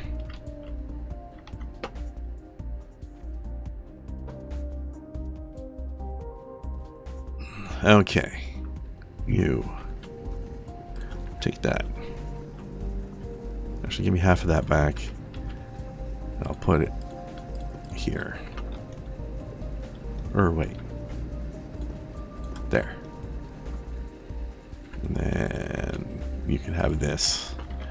Alright.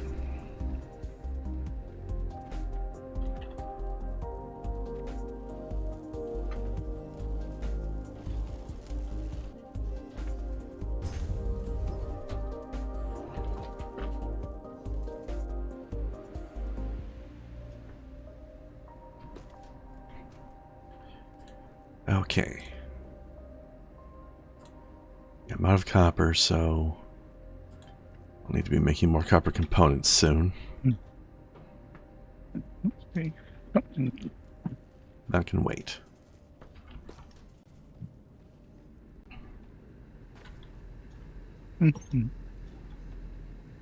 Okay. I'm looking at some... Yep, that's today. I saw a title of some video, and if I figured rather than watching the video where I couldn't hear it, I look up the news on somewhere else. Ubisoft is getting sued. Oh, well, no, can't think of somebody who deserves it better. Why? Let's see, here we go. 2 California-based gamers are suing Ubisoft over the publisher's 2014 racing title, The Crew. Per Polygon, the suit came about as a result of Ubisoft shutting the game's servers down earlier this year in March. Publisher's reason for discontinuing the Crew servers was due to server infrastructure and licensing constraints. However, The Crew was an online-only game. Once the servers were down, the game was unplayable. I hate that online-only shit. Ubisoft did offer refunds, but not only applied to people who had recently purchased the game. This unfortunately disqualified many players who bought the game years prior from getting their money back. That's so Ubisoft for you right there. Yeah. So,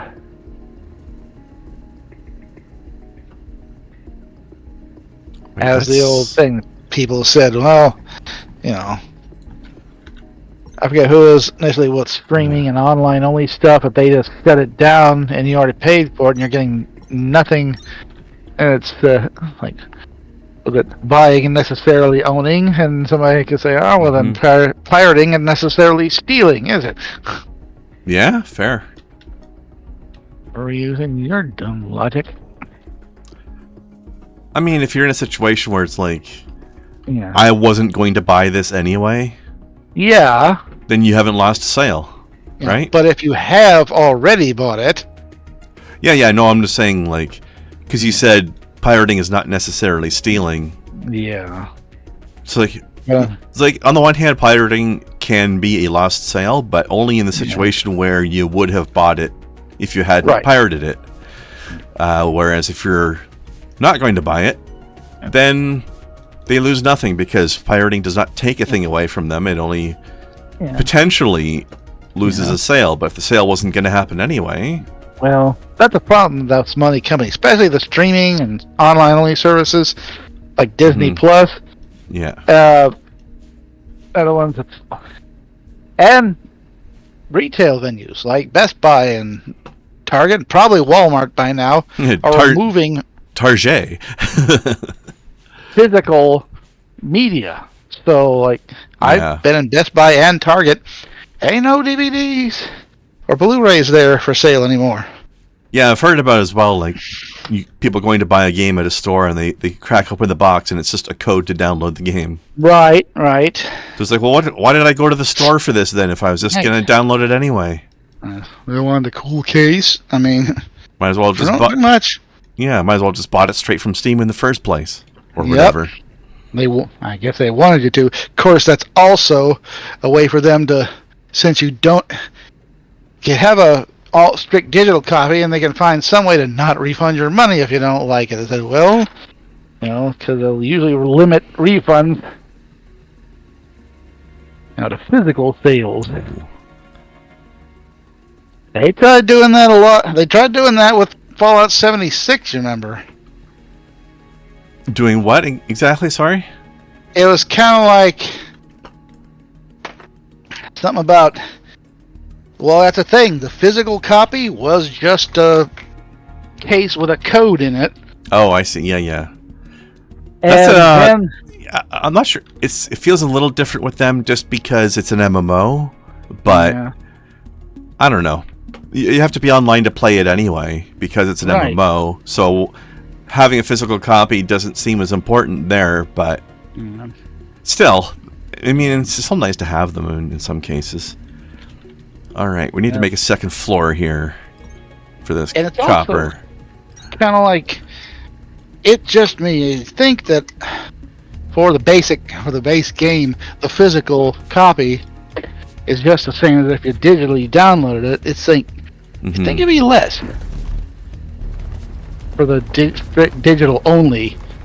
You'd think so, because there's no physical thing to have to redeem the money for. Right. And they didn't have to pay for, and also they saved money on pressing the discs. And yeah, that's what I meant. Like, they don't need to recoup their money from that cost because that cost wasn't there. Yeah. Right. But no. And it's the same thing as the whole games as service. Ugh. The whole thing you keep paying for all the time. And that's the thing, a lot of the games now, even the ones you'll get as free to play, you'll have to pay. It usually comes with some monthly. Well, I wouldn't say even those. I would say especially those, because that's the way they were designed from the ground up. Right. They get you in by making it free, but then you pay some other way. Yeah, but but not only them, because there are even the ones where you bought the game and they still want you to pay extra. Yeah. It's like you have to pay your online costs, and then they want you to pay their online service and the game membership and season passes. Yeah. And probably any number of other things have microtransactions up the wazoo. All the way up the wazoo. So, yeah, nickel and dime you to pieces.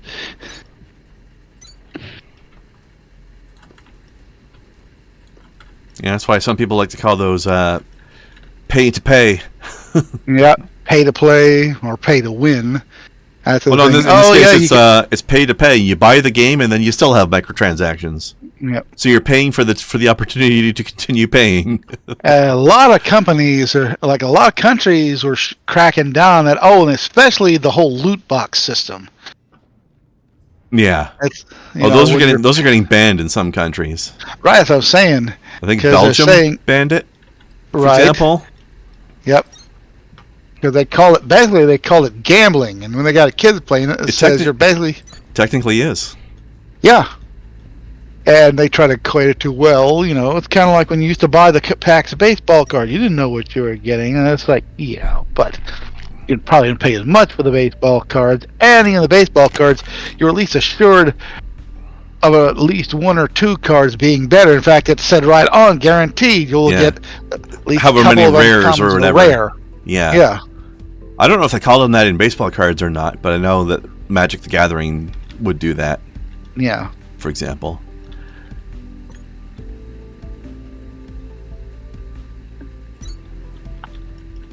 Yeah, but when you get a bunch of the same thing out of the loot boxes,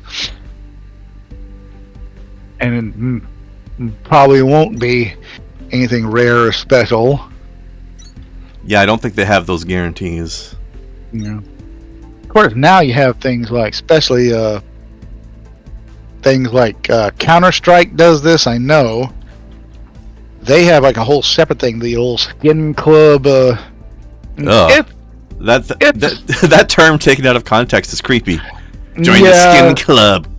Well, like skins for your guns. Yeah. Things like that. But and it is essentially gambling. But then again, those things are restricted to, like, you have to be an adult to get on there. I mean, you definitely should have to be an adult to join the skin club. Ladies. I haven't played Counter-Strike in a while. I should go back to that.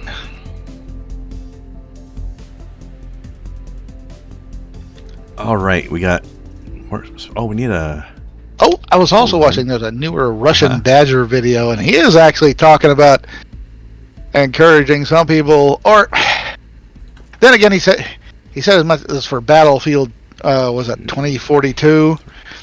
He says, actually, you can have fun with it. I mean, there have been improvements since the initial release, and at the same time, if you're just goofing around and you can actually have fun doing it, that's pretty much what he said for that update for Star Wars Battlefront 2. It's like, if you just like goofing around and doing crazy shit in a game, you can do that. Mm-hmm. And there's all, and since basically the parent company's all but given up on it, they'll leave it there because people are there. It's opened the door for mods, which is where the real fun is. Oh yeah, I mean, especially for certain games. Oh, that's why people still play Fallout 4. It ain't for the main game itself; it's for the mods. Like for a lot of people, I mean, I actually rather enjoyed the main game, just vanilla. But what the hell? Hold on. Why is there? What did I do? Oh no! I have made an error. Anyways, oh, no. I was just gonna say, I rather enjoyed the main game for itself, but I acknowledge it is still not. It is not as good as. Yeah. But like I said, as the other ones. Yeah, I mean, well, like there was a lot of bugs and other things. Basically, a lot of the stuff that seemed to carry right on over to Fallout 76. Now, as I understand, Fallout 76 has had a lot of patches and improvements since, and there's still a community of people. I think the base game of 76 was based on the Fallout 4 code. Right. I think. Yeah. I played it briefly back when there was a free test back in the day. Actually, I don't know if that game is still free or not. I'm not sure. Yeah, the problem with a lot of that thing wasn't even the game itself. It was how Bethesda handled when people said, "Oh, this is messed up. I got problems here and everywhere." And when they tried to report it to Bethesda, they basically get booted from the server. Like, how dare you question our wonderful game? Right. You don't want to make Papa Todd Howard angry. Don't make Papa Todd angry. The funniest joke about and what was that other guy's name that worked there? Pete Hines, when he's trying to, people said, "Oh, these new mods for the game," and people said, like, you had to pay for it, so these are paid mods. Well, they're not paid mods because that would put people. He said that think of those mini DLCs. Oh, they're DLCs. Well, then according to the membership here, DLCs are free. Well, they're not really DLCs. They're so they are paid mods. The constant backtracking. Mm-hmm. Backpedaling. They really painted themselves into a corner with that whole thing. And then when the other stuff they tried to do to up the game, when they had that big $200 set that had the power armor helmet, had a bunch of other stuff. Had like a poster, the map of the world, some little army men things with it. But the one that was supposed to be a tote bag to carry the helmet, supposed to be like made of canvas, little light thing, and it turned out to be some flimsy ass nylon. Yeah, that was bullshit. And when people asked about that, they first said, well, we're not doing anything about it. We just changed our minds. That got a lot of negative publicity. Then they said, okay, well, we'll refund you the cost of the bag, which turned out to be $5. I said, no, canvas bag's worth more than that. And it wasn't $5 US, it was 500 atoms, which was a currency could only be used in-game. Mm-hmm. And then you looked at their atom shop, and there wasn't a damn thing on there that was everything was way over 500 on there. Yep. Here, have your pittance, peasants. Now go away.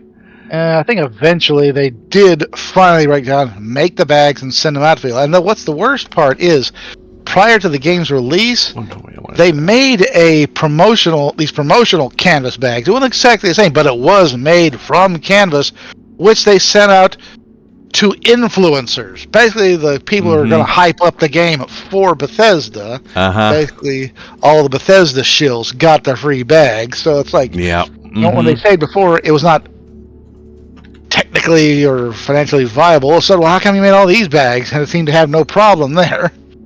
Right? And that was... Yep. And then on top of that was that stupid Nuka-Cola rum that they came out with. That was a promotion, and they're like... I know somebody who got that. Really? Yeah, they said it was $80 for the whole thing. It took, 3 or 4 months or more for past the time it was supposed to arrive. And then when it got there, what they looked to be like a nice little glass bottle was actually a plastic shell over a regular bottle. The neck of the hole of the bottle didn't match up with the hole in the top of the plastic shell, so it drizzle and go all over the place. Yeah.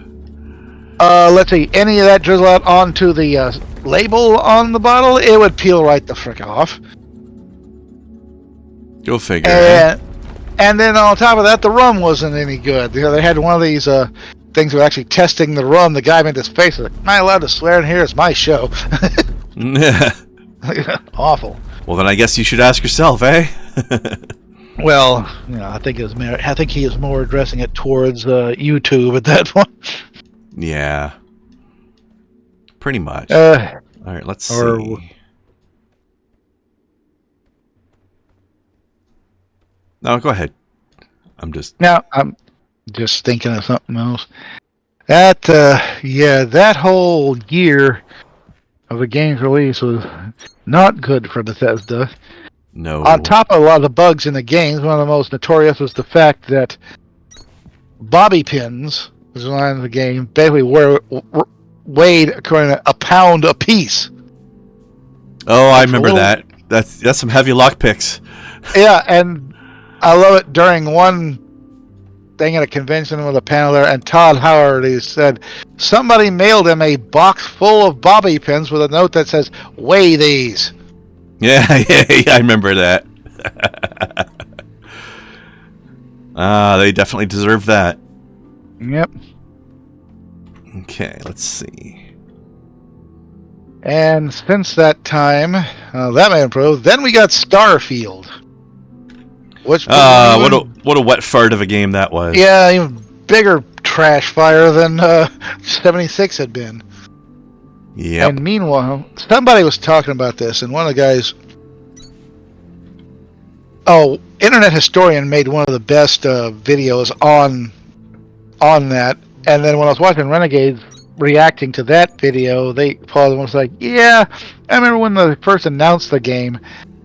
And they were like telling, yeah, let's wait and see. I'm not going to give a praise yet. And they're got a lot of hate from the Bethesda shills, all the fanboys that think they can do no wrong, and why do you hate Bethesda so much? And I love when I said, why? Okay, here's why. Where's my frickin' Skyrim 6, you bastards? Elder Scrolls 6, you mean? But yeah. Where's my Elder Scrolls 6? Yep. Yep. Mysteriously nowhere is where. You get 2 whole Fallouts since the last time we had a Elder Scrolls game. Right? Oh, but there's like 20 different versions of Skyrim, though. Oh, goody. Yeah. Also, Skyrim Online, which, again... Elder Scrolls Online. Elder Scrolls... Was it? I thought it was Skyrim. I'm sorry. Skyrim is Elder Scrolls 5 specifically. Oh. But it's not this franchise name. I think the Elder Scrolls Online is really set within the Skyrim setting, if I'm not mistaken. Nope. I think you can go to Skyrim, but you can go to some of the other provinces too. Oh. Anyways, that's I think Hammerfall is one of them. Yeah. I forget the name of it. The what's the name of the lizard people? Anyway, their homeland is in there too, I think. Oh. Been too long since I've played any of the games to remember these things. I can't. It's like, I want to call it Dragonian, but I think that's wrong. But it's close. Let's see. Wait, no. I want to check. More conveyor belts. Okay. Technology.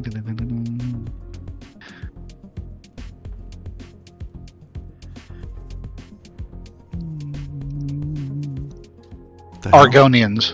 Argonians. Okay, yeah. Why are you not taking... Oh, because you got one of those. Okay. My earlier mistake was still haunting me. That's why. Don't get the wrong stuff on your conveyor belts, kids. It will... it will seize up your factory.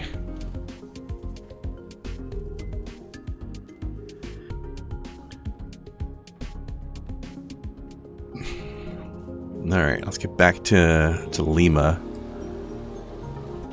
Finish automating our power down here. Yep. I might post it on. So I put on Twitter, said share with what the F did I just watch movie. He showed The Fly. Okay, yeah, that's fair. I put a Japanese movie from the early 90s, Tetsuo the Iron Man. That was... there's the Human Centipede, of course. I mean, Society, yes. Martyrs, yes. Somebody put Rise of Skywalker.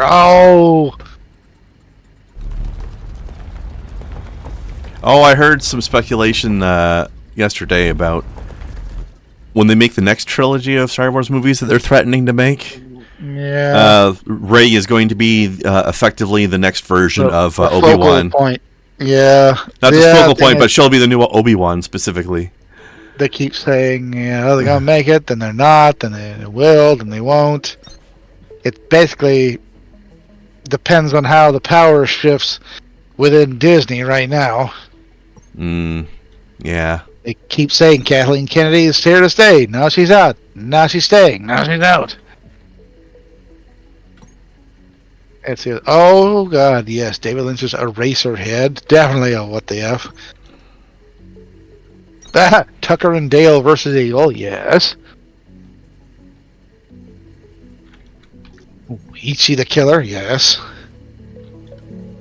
Oh, God, the Greasy Strangler. The Lighthouse. Yes. Oh, and from this year, The Substance. Yes. The Substance, is that the sequel to The Stuff? No. It's a very interesting movie about this lady trying some youth treatment. and the effect it has, it's a wild one. It's a trip. I've never seen this stuff, but I saw an ad for it once, and now I want to see it. It is not exactly like you see on the box art, the one with the stuff oozing out of the fridge, dissolving people, but it is close to it. That's fucking Larry Cohen. His movies were always a trip too. It looks pleasantly weird. The stuff, and hell, you want to have a good. He did there's the It's Alive movie. Hell, if you want to back to back with the stuff, watch Q the Winged Serpent. That's a wild one. Never heard of that one. It's basically city being terrorized by this giant, I guess, winged serpent. It's supposed to be, maybe is or isn't, the ancient Central American god Quetzalcoatl. Classic feathered serpent. Yeah. Q. Quetzalcoatl. Oh, that was the. I always remember the great poster art. It has the picture of the serpent on there, and it says his name is Quetzalcoatl. Just call it Q. That's all you'll have time to say before it tears you apart. Funny. Oh, I just got an answer from the developers on this. So I was wondering how much, if I keep feeding items into the freight elevator, whether there's a limit to how much it'll store or not. Yep. Well, the guy I asked wasn't necessarily one of the programmers, but he's one of the people I've talked to before, and he says 1 stack is the limit, I believe.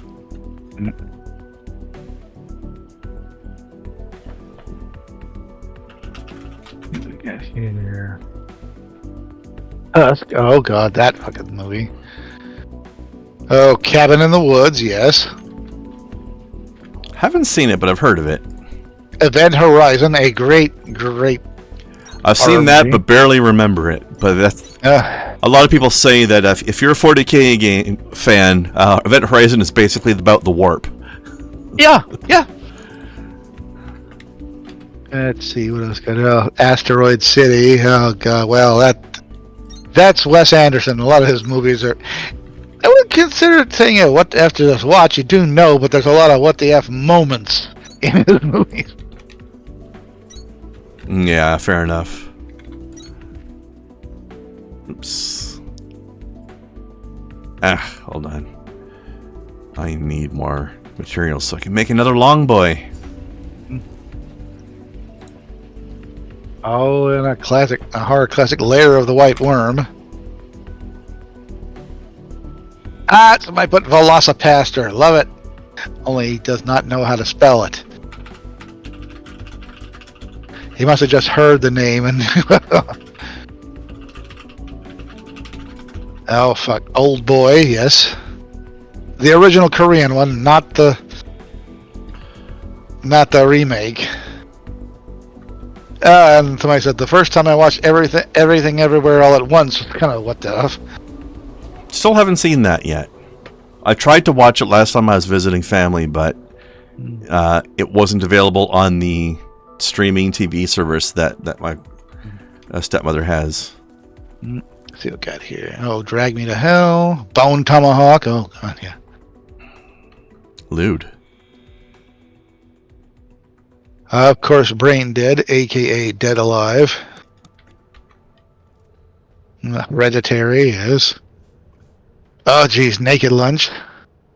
Yeah, don't let the title fool you. In fact, that was kind of the joke they did on The Simpsons, where something we were doing the schooling tools for a while, and the boys were going on doing whatever, and no, I know it was one of them got a fake ID, so they're doing stuff, and they got into the movies, and when they come out, like you said, Naked Lunch, they step outside, look up, and Nelson says, I have 2 problems with that title. No, this was a movie directed by David Cronenberg and written and based on the book by William S. Burroughs, which itself was a trip. What else we got? Oh, the famous Okay. Unchin Andalou, aka Andalusian Dog, which by Louis Buñuel, and basically in collaboration with the great surrealist painter Salvador Dali. Ah, classic. Speaking of surrealist, I don't remember if I mentioned it last time. Have you seen this Metaphor Refantasio game? No. Are you familiar with the medieval painter Hieronymus Bosch? Oh, hell yeah. So Metaphor So something Refantasio like that. is basically the Hieronymus Bosch RPG. Okay. Of some of the enemies, mostly bosses, are straight out of Hieronymus Bosch paintings. They're weird as shit. I see it's on Steam. There's at least 2 monsters in the game that come from what was this one painting called? The Garden of Good and Evil or something? Garden of Earthly Delights. That's the one. There's Yeah. the first major boss of the game Yeah. is straight has from all- that. I'm looking at the gameplay and it looks like a straight. Except for the art style, in some places it looks like a JRPG. It's basically a Persona game if you've ever played or Right. seen Persona games. Yeah, RPG, anime, JRPG, turn-based combat. Yeah. I mean, it's even made by the same developers as Persona, and it plays like Persona. It's basically medieval Persona, but without the school layer of the game. But yeah, and it is weird as fuck. There's another movie. If you ever get a chance to see it, if you talk about Bosch and this art, a movie called Mirror Mask. Mm-hmm. It was in 2005. It's kind of weird, almost Alice in Wonderland meets Coraline sort of. I need to see thing. Coraline still. That looks cool. It was created by Neil Gaiman and Dave McKeon, who, of course, both created everybody's favorite comic, Sandman. Right. I enjoy Gaiman stuff. I don't know anything about that other guy. Gaiman makes great stories, though. Especially, my favorite Gaiman story is American Gods. Oh, yeah. Have you seen Good Omens yet? I've read the book. I haven't seen the show.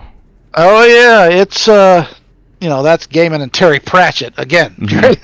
Yep. And I need to see more of the American Gods show as well, but I've read the book of that also.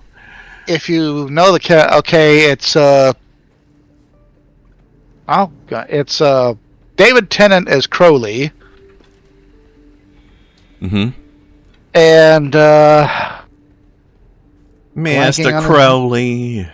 Blanking on that. Michael Sheen as Aziraphale. That's the angel of the pair, right? Right. So basically, you've got the Doctor as the demon, and I like how the demon is named after Aleister Crowley. Well, okay, sort of, and yes and no. See, he was the serpent in the Garden of Eden. He was originally called Crawley, but decided to change it. I thought the serpent Crowley. was supposed to be Satan. Well, a lot of things are attributed to Satan or maybe his lesser demon. If you read the book, you know the whole thing. Yeah. Interesting, you got John Hamm playing Gabriel. Oh, one second. Calyx has a lot of strange mineral layers, and sometimes those require specialized excavator bits for the elevator to cut through. If you haven't found a schematic for the excavator bit you need, you'll have to explore a bit, and maybe work on upgrading your production terminal. Okay, yep. So, yeah, we've had 2 seasons of it on Amazon now, so... So,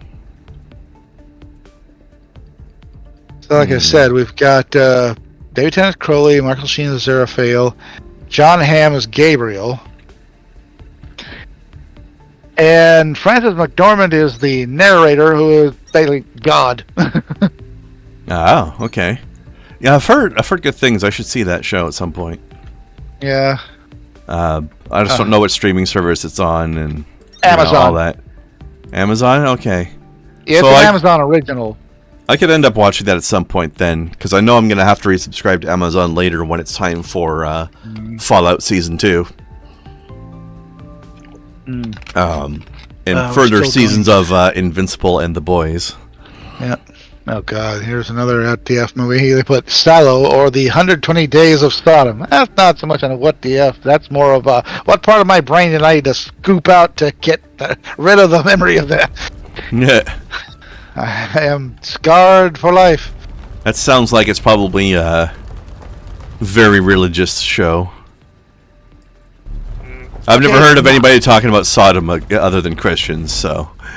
It's not. It's really basically a bunch of people have gathered a bunch of people to basically use as their slaves for 120 days to do all sorts of degrading things to them. Oh. Yeah.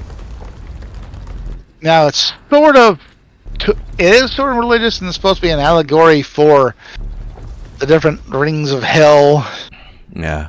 Well, I mean, even what you just said by itself is religious enough already anyways, because the Bible loved some slavery. Yep. Unfortunately. Midsummer. Oh, God. Oh, trip. Oh, Tommy, the 1975 movie based on the album by The Who. That was a wild one. Let's see. Ooh, 2008 in Tokyo Gore Police. Rob Zombie's House of a Thousand Corpses. Yes, Human Centipede. Oh, go back to a classic, Basket Case. Ooh, 1982's The Thing, yes.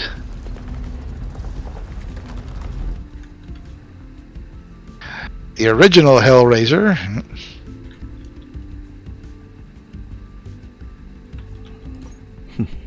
I wonder if anybody ever did a parody of it called Heckraiser.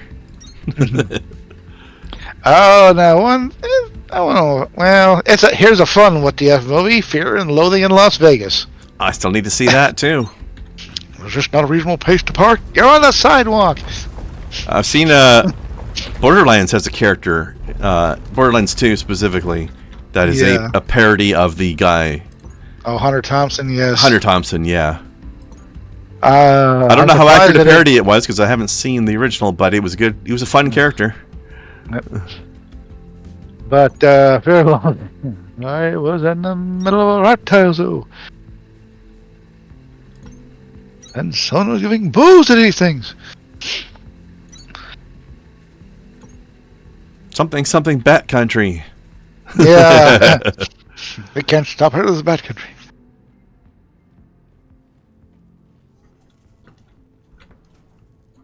No sense mentioning these bats. Poor bats will see him soon enough.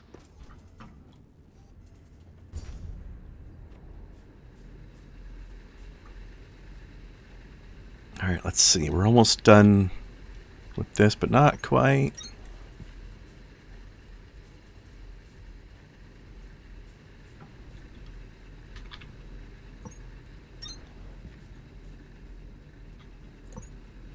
Yeah, I could not tell you how accurate that character was, but he was a fun character.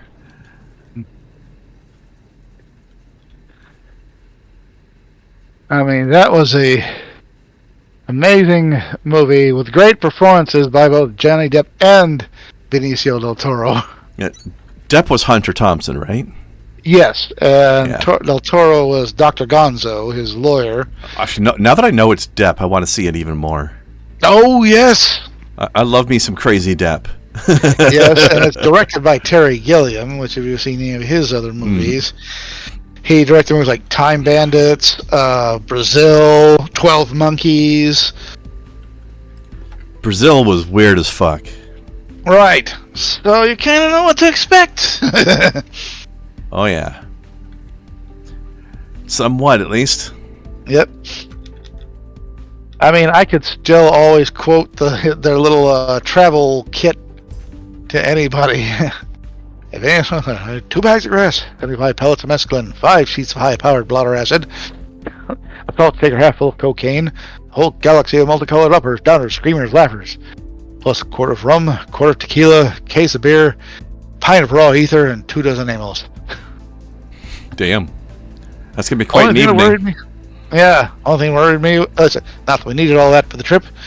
When you get locked into a serious drug collection, the tendency is to push it as far as you can. Only thing that worried me was the ether. There was nothing more helpless, deranged or irresponsible than a man in the depths of an ether binge. I knew we'd get into that rotten stuff pretty soon.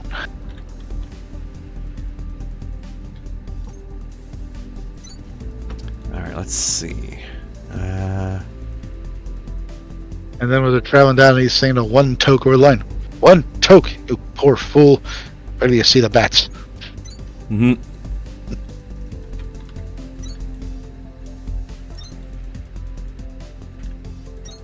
And of course, the hitchhiker that gets roped into that crazy thing, played by Tobey Maguire. Yeah. Like pre-Spider-Man Tobey Maguire. He can run. I never run the corner before. Is that right?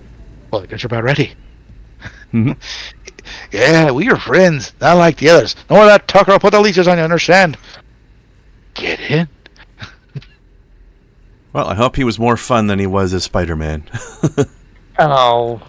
I mean, let's face it. As Harlan Ellison said, Spider-Man was the biggest catch in comics. And, oh, God, my life is terrible. You know, can't hold a job, and then my Aunt May has arteriosclerosis. And we definitely need Jewish Spider-Man.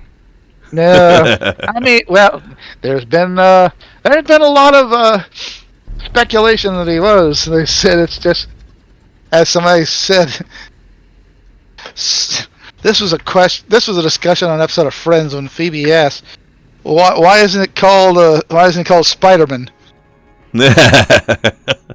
Solve Spider-Man. Yeah, and it's like, well, you know, that's his name. It's his power set. He has the power of the spider, you know. But you know, it's not like Goldman, you know. That's a name, but there's no Goldman. He has a man that has the power of the spider. He's Spider-Man. Oh, okay. There ought to be a Goldman. Yeah, right. There is a gold man. His name is Jeff Bezos. Yeah. He definitely has the power of gold. There was, well, close to it. I know. I think there was a. I'm not. There was no gold man. There was a gold bug. Oh, and then what was that guy's name who was from the future? He was like, I think he had gold in his name, didn't he? I don't know. There's some. I don't know. There were some guys, and I completely forget. Some weirdo. I don't know much about him. And Hold on, Dracon Arch. Hello. Do we have to put all the research cores on the ground? No, you do not. Although when you first start the game, you have to. They're not functional unless they've been placed in the world. However, later in the game, you will learn to make this sucker here, called a core composer. And what you do with this guy is you put it on a powered floor, once you have electrical power, and you feed the cores into it. So, for example, I can drop some cores in this box, and they'll feed them into here, and it will place them in a big pillar for you, automatically. So they do have to be placed in the world, but you don't have to hand place them on the ground once you've got a composer core. They do take a fair bit of electricity, though, I think. What are they? 750 kilowatts while they're running. But yeah, you can completely automate it. You can even automate the production of them to deliver it straight in there. I've been having trouble having enough copper to be able to afford to do that. But I've just expanded operations a bit now. Yeah. I think I can start doing that again. In Okay, fact, let's hook this back up.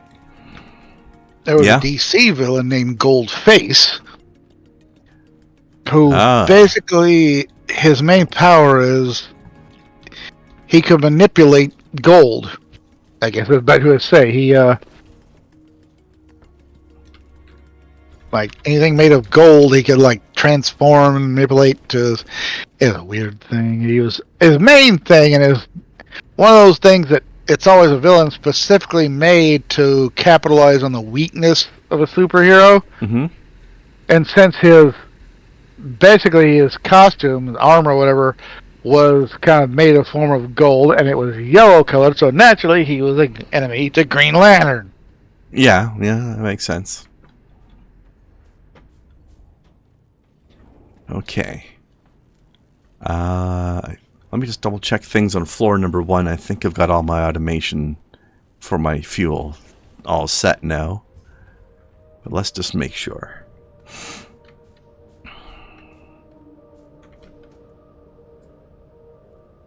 Oh, yes, Spider-Man. Spider-Man. That's an old thing. Man, it's speculated that Spider-Man was Jewish. I heard a thing recently about how I guess the people who created Superman are Jewish fellas. They both were, but yeah. I don't think he was ever given any particular religion or ethnic background. I mean, come on, he's not even from Earth. Well, yeah, his ethnic background is alien.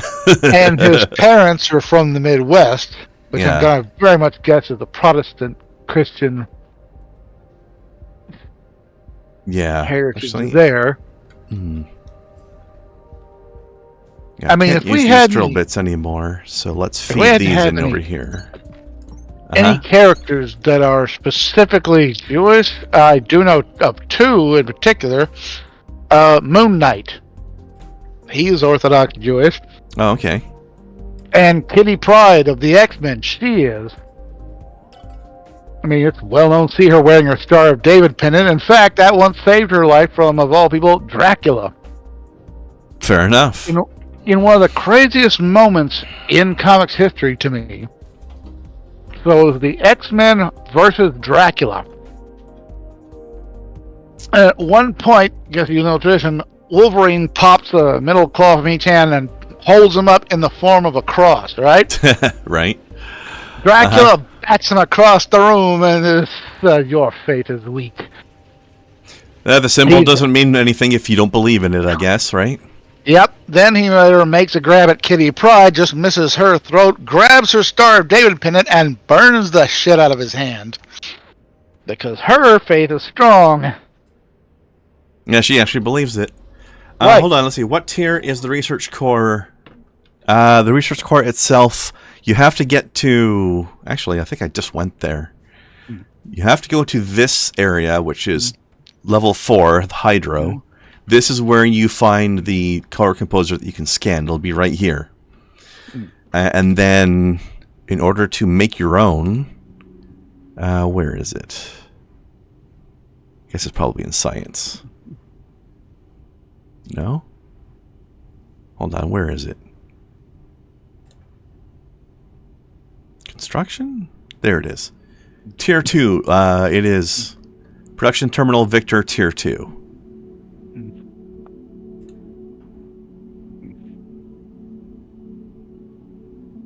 I'm gonna need this processor unit soon.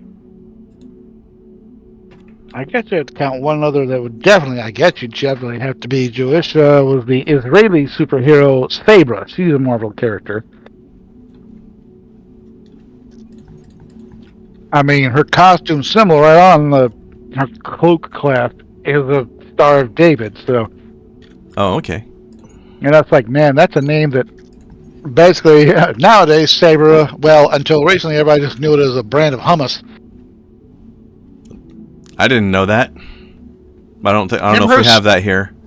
Then again, I don't normally buy hummus myself for at a grocery store to use at home because it's usually not very good in my experience, unless I get it from a proper Middle Eastern grocery, maybe. Well, yeah, if you don't have one, yeah, it is pretty. Although I just had some hummus today because I was out where I usually go to for my grocery store and had a nice shawarma. I was thinking if you got hummus, you gotta get at least some warm pita bread to go with that. Well, yeah, for sure. But usually, there's a couple ways that I'll typically end up getting some. It'll be either either I'll just have it right on my shawarma, or I'll get some from if I get a shawarma plate rather than a sandwich. Yeah. then they'll just give you a little pile of hummus and a pita to scoop it up with. Although I like to have it on my rice as well. Well, that's also a term, sabra. I guess that I'm looking at the proper term. A Jewish person born in Israel. Okay. Which basically is now being used by a lot of these people after the conflicts this year as basically, against them. Down with the Sabra. It's like, you know what? There's certain times, yes, there has been, I'll just for the lack of a better word, unfortunate behavior on both sides of the conflict. Let's admit it. Yeah. So, I mean, this recent thing was started on the Palestinian side by the current regime, which is whatever they're called. I can't remember the name of them. Nah, I don't even know. And Sorry, just want to ask, Draken, if you're still there, I'm curious, how long have you been playing the game for, and what floor have you reached so far? Just curious. Let's see. All right, we need to combine these with mining drills and plant matter frames, eh? Okay. Anywho's back to that. All right, I need get to start off the whole kick.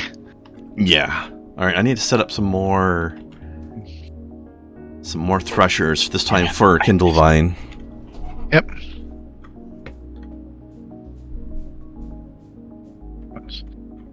Oh shit! I just clicked off of something, and I don't know how I'm gonna find my way back to it. Something about Armored Core. I said, "Oh, I haven't looked at Armored Core in a while." Oh yeah, I haven't played that yet.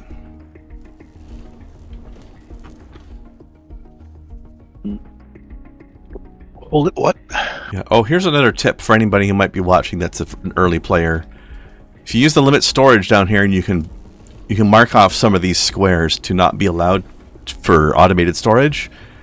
So, for example, I'm building research cores automatically here, but I don't want it to just fill up an entire box with them because that would be a waste of resources. So I'm having them just fill up one stack's worth. That way I'm not using up all my copper and iron on research cores that I might not want that many of. Maybe later I will want them, but right now I'm being a little starved on resources, so I don't want to do that fully. Alright, I need to see how much dirt I've got in storage, because I need more planters. Just a tiny bit, huh? Can I turn something else into more dirt? I think I can do that with plant matter, but I don't want to use plant matter for that. Yeah. No thanks. No, I don't want to do that. I'll end up with more just from digging operations anyway. Speaking of which, oh, what's that thing down there? Well, that's the laser tag teleporter. Okay. For now, let's see. I can't make very many planters right now, but I can make some. So I might as well get started. And I'll make a couple of threshers. Where do I want to thresh that stuff at? I guess I could do it on this floor.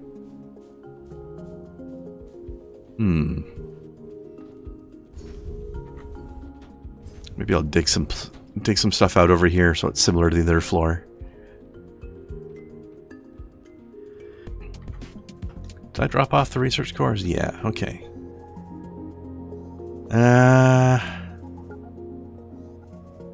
Which one to buy? I'm looking at some stuff. Somebody put, who is the toughest guy in TV or film? One he put was Kurt Russell as Snake Plissken from Escape from New York. A lot of the interesting things people put. There's the Punisher, there's Ripley from Aliens, Chuck Norris, of course, Obviously. Batman, Rocky. So the Black Knight from Holy Grail. It was but a scratch. I mean, that's a fair answer. Judge Dredd, Ripley again, John Wick. I mean, I think we've all learned that it's actually Al Bundy. Yeah, somebody put Al Bundy. Somebody put Uncle Iroh from Last Airbender. That's fair. You don't fuck with him. Like he's standing there in chains, wearing nothing but a loincloth against all these other Federation guys. You are clearly outmatched. Yes. I agree. Yes. There's Nicolas Cage in Willy's Wonderland, yeah. There's Billy Butcher from The Boys. But the question there becomes which season? Yeah. Oh, but I won't say why. Yeah, so I put Aunt Esther, said the toughest and the meanest. He's a glorious bastard. I love Billy Butcher. Oh, yeah. Although, definitely the TV version of him is better than the comic book version of him. My choice, and this is, you have to have been a fan of these movies, that would be Takuma Terry Tsurugi from the Street Fighter movies, that's played by Sonny Chiba. Let me see, I'm going to put it... Okay, let me think. I'm going to be making Kindle Vine extract and plant matter frames. Let me see. I guess I can put them both at the end. We'll see what happens.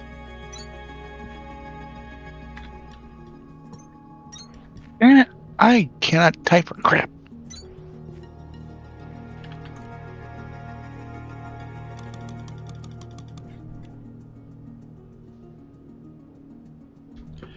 Okay.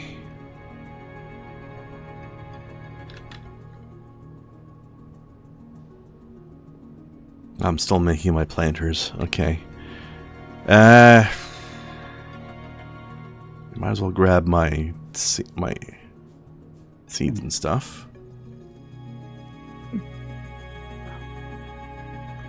Alright, this is annoying me. Get out of our way, rocks.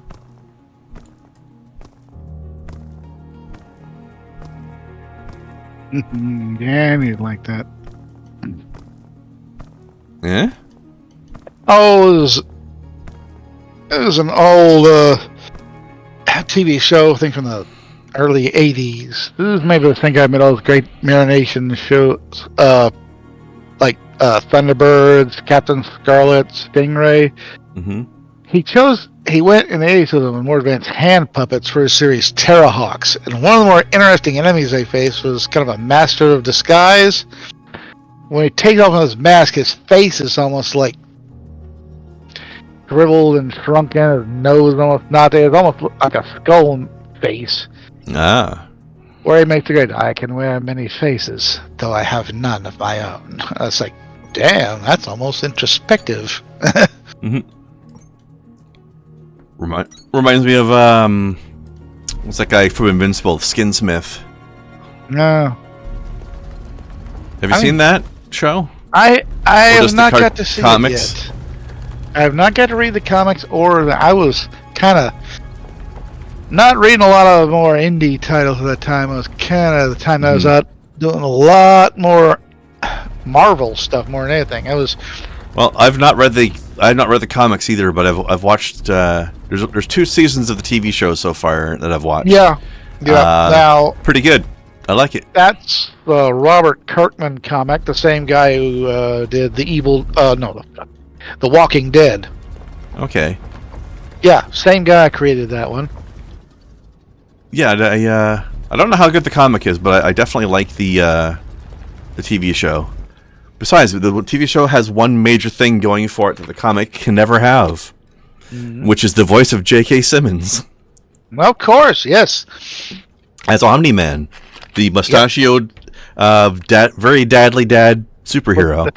with the Tom Selleck mustache. Yes. Yes. Oh, he is peak dad. Yep. One other series. It only got one season. I am sorry to say. I wish it carried further. Was the live-action adaptation? It was a Netflix series called Jupiter's Legacy. Oh, I never heard of that. One thing I will say Yeah. real quick about Invincible: if you decide to watch it, watch out for spoilers. There's lots of spoilers out there on the internet. Oh, I know all about it. Hell, I've seen enough of the spoilers made into memes by this point, so I can't. Oh, there's one major meme that after I watched this show, I was like, oh, that's where this comes from. Yeah. That's the neat part. You don't. Yeah. Oh, hell, you know how many memes I've seen based on fucking Predator, and then when I go and see people reacting, like first watching of Predator, and I think, is that where that come from? You know, everything from the bro handshake with Carl Weathers and Arnold Schwarzenegger, big muscly arms doing the overhand bro shake, to the words to terms like I ain't got time to bleed and get to the chopper. Get to the chopper. Hey, people are like, that where that came from? Yes, that is where it came from. Now you know. I swear that is one of two. Knowing is half the battle.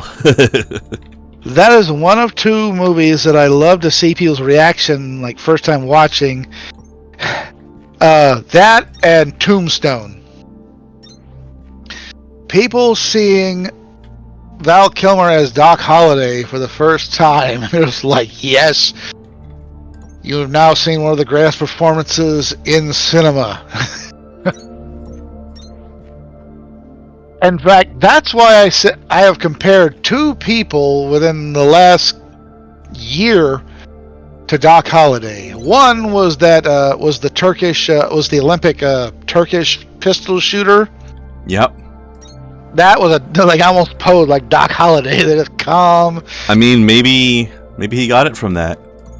The other one I compared was Charlie, aka Penguin Zero, aka Moist Critical. During his call out by Sneeko, what is like, he couldn't get a word in edgewise in the chat, so he basically just said, watch the clips, watch my clips. He just clipped what he said and told Sneeko, if you want to know what I'm saying, watch that. Sneeko comes back holding up a couple of gun magazines, like, watch my clips, man, watch my clips. Back to Charlie, says, those are not clips, those are mags. He pulls up a pistol. I was like, this is a mag, you complete buffoon. Picks up a rifle. Jack's like, this is a mag. It's like, that was some John... That is a common mistake. Yeah, people was comparing that to John Wick. I said, oh, no. Not with that calm demeanor and delivery. That was John Wick. That was Doc Holliday. You sweet summer child. That was Doc Holliday. I was like, I haven't watched John Wick yet. Oh. I watched them all, and it was kind of like, I saw John Wick the same way I saw the Matrix movies, also with Keanu Reeves. They'd have been cool if they stopped with one. When you try too much universe building within something that really didn't need it. But oh well. Yeah, people seem to be pretty fond of the John Wick stuff, but I haven't seen any. But yeah, Charlie's delivery was more kind of like when Doc has his hands on his watch, Charlie, we cross. But if we couldn't be friends, I don't think I could bear it. It's like that is aggressively Southern. Yeah, and the other guy watching, knowing he got no chance against Doc. Mm-hmm. As laid back and cool as Doc is acting, this guy tries anything and he knows he's dead. Well, you know, when you can afford to be that laid back when you're that good. Yeah. And remember Johnny Ringo. Why look, dear, Johnny Ringo. Mm-hmm. The deadliest pistolier since Wild Bill's, so I'm told. What do you think? Should have hated him. And that little move he does, first Ringo does the little pistol thing, twirling the pistol back and forth, and then Doc then Calm takes a sip out of his little collapsible cup he's got, and then he starts doing the same maneuvers, more even maybe better, with just the cup. Showing, nice, any monkey could do this. Mhm.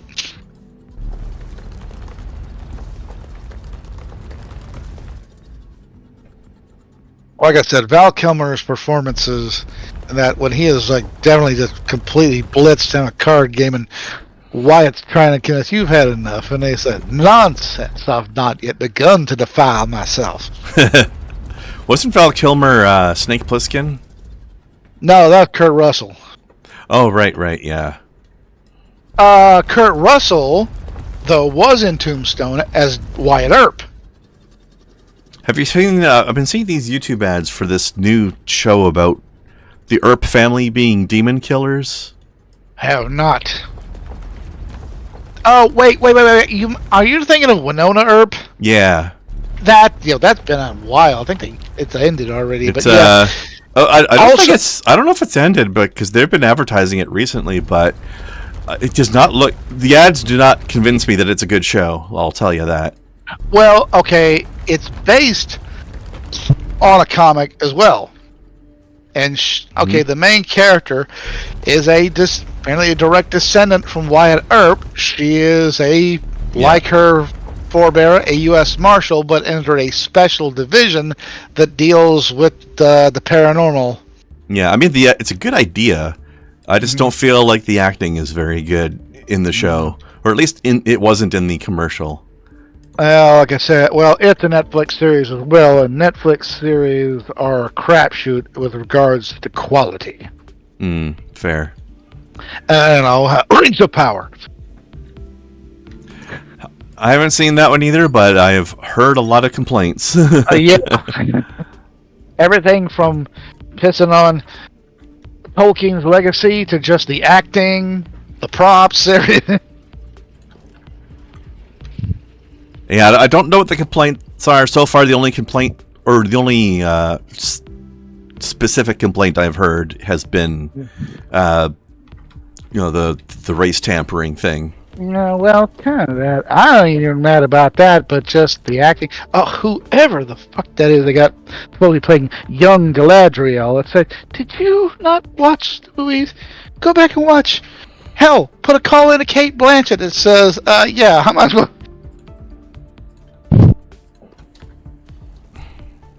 That's a shame. Yeah.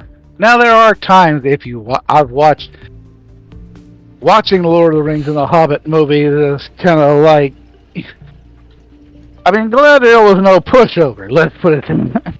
She was pretty badass in the movie, I remember. But it was more of a quiet brooding, at times brought to the surface, not this constant. Unfortunately, I think whoever's playing her in the series took acting lessons from Brie Larson via Captain Marvel. It's like That's a two shame. expressions. And both of them are angry or sulky or something. Yeah. Angry, what I call the constant yuck face. All right, let's see. 30 stems per minute from here. And that, let me see. All right, looks like we got a 1-to-6 ratio again. Okay. See, that's another thing I tell people about this. I don't know if you saw the Moon Knight series. Mm-hmm. There they got a much better actor. Oscar Isaac did a great job essentially playing two different characters because he's got different, almost like a multiple personality disorder. So that definitely works, and he does that. And, well, I say too, there's spoiler 3, which you see at the very end of the series.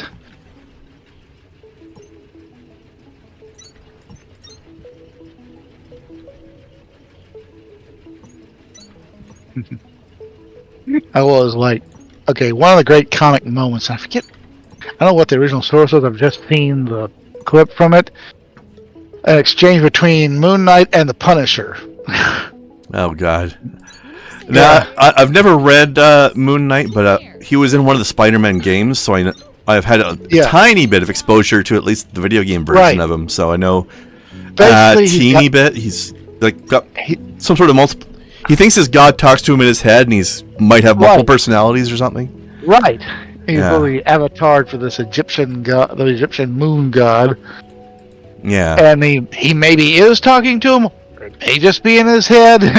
Question: have the comics ever resolved that question, or have they kept it a mystery? It's kind of open to interpretation. It's left up to us, and it really also depends on the writer. I love the exchange. So Punisher, and it's like, hey, still crazy? Yep. Still mowing down everybody in your path? Yep. How's your fate? How's your imaginary god? Great. How's your dead family? Fine. And then he turns to Black Widow, who's there, and it's her, Moon Knight, and Night Thrasher. He's the old new warrior, 90s heroes. And Punisher says, well, I'll leave nobody in the escape mental patient in your care. And walks out. And Night Thrasher, wait, what did he call me? Escape mental patient? No, that's you. Oh, yeah, that makes more sense. At least he didn't call me a nobody. Yeah, well, my fair exchange between Moon Knight and freaking Captain America, this is during the Civil War. He basically, he's trying to recruit people to the resistance, and he says, people are getting hurt, innocent people are, like, yeah, everybody's getting hurt, killed, imprisoned, while you and Stark play capture the freaking flag. Like, do us all a favor, why don't you just get a room and leave the rest of us out of it? That definitely sounds very Civil War. Yeah, well, also very Moon Knight. It's like he's willing to just completely insult Captain America and Iron Man, the two main principles of the Marvel Universe. Like, why don't the two of you just fucking get it over with?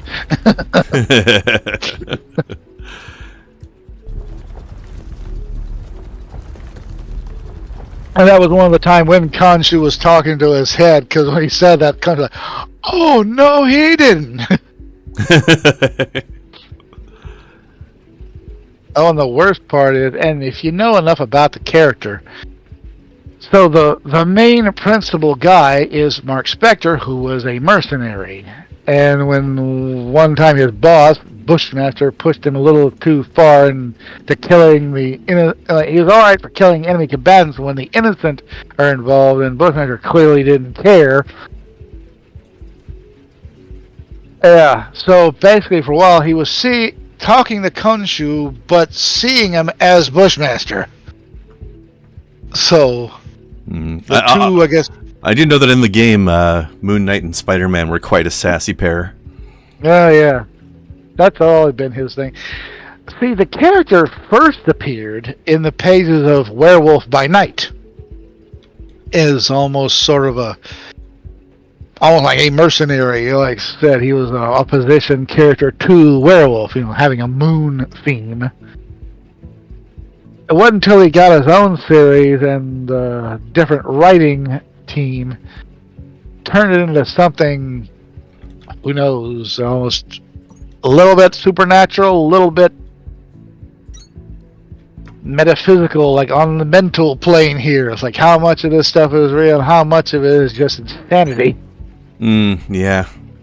And that's been turned one way or another. Moon Knight has had multiple series, and like I said, each one gave him a different slant. One, he's dealing with multiple personalities. One, he's fully gone to the whole Moon Knight. Like the second one's called the Fist of Khonshu, so he's gone the full mystical route. The next one, he did all of that, and now was just Mark Spector Moon Knight, so it was none of that. The Fist of Moon Knight will be a good team up with Iron Fist or something. Yeah. Fist of the Iron Moon. I will say at one point, if they decide to do that, I don't know. I know they're doing something with it. They've been trying to work on that Daredevil adaptation with, Charlie Cox again as Daredevil. So I haven't seen anything besides that of them trying to incorporate the Netflix Marvel, even though they're all the property of the MCU now.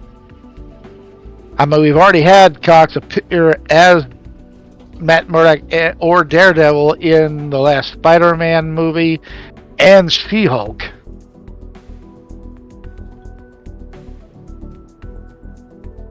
Oh man, people did not like She-Hulk apparently. And now the lady that played She-Hulk has got a stick up her butt. She's wanting to sue everybody from Marvel to Disney to Ryan Reynolds after her scenes got cut from Deadpool and Wolverine. It's like, lady, welcome to Hollywood. People's stuff gets cut all the time. Wait till a DVD comes out. They may put it in that. Or not, depending on how big of a butt you want to keep acting. I'm not sure whose fault it is that She-Hulk didn't do well, or it wasn't liked. So I don't know if it's her fault or somebody else's, but she's not handling it well apparently.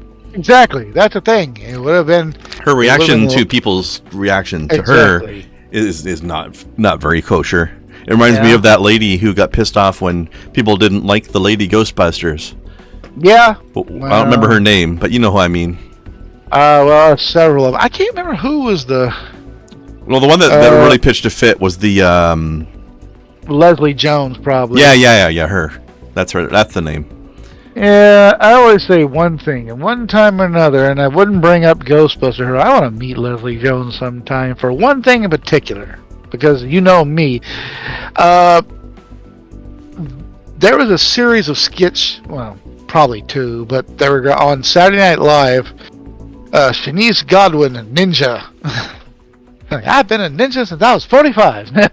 that sounds funny. I know, and it's such a spoof on the whole ninja. In fact, one of those sketches, she had Scarlett Johansson was the host that week in it. It was hilarious. I want to meet her and says, okay, who came up with those sketches? If it was you a fan of them old movies? And I would have a great conversation on nothing but 1980s ninja movies with her. That sounds fun.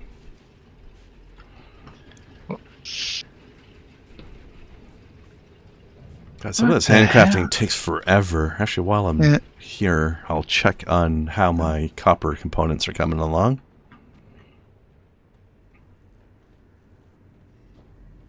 Well, it's still churning.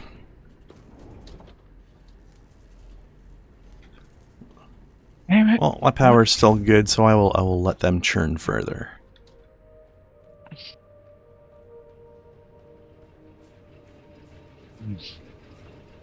Alright, let's drop some stuff off. Well, I'm glad I got my two main goals today got achieved, so that's nice. We got my automated... Why are those glowing? Do this always glow now? We got our... oh, that's a lot of plant matter. We got our threshing operation done, so I've got automated fuel, and I've got more copper coming in. So the other stuff I'm building with copper is not such a problem anymore. I can extend these now.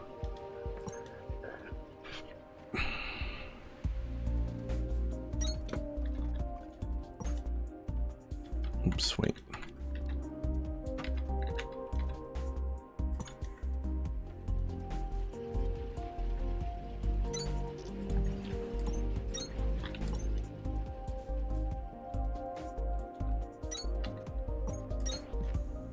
Okay. Actually,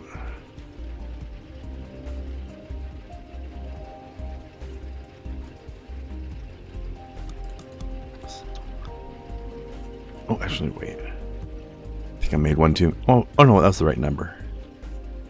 Yes. Okay.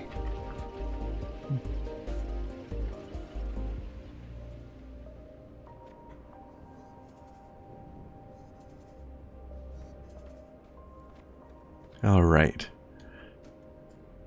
Back to Victor.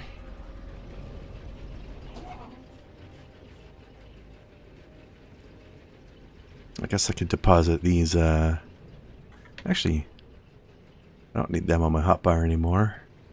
Put that on F10.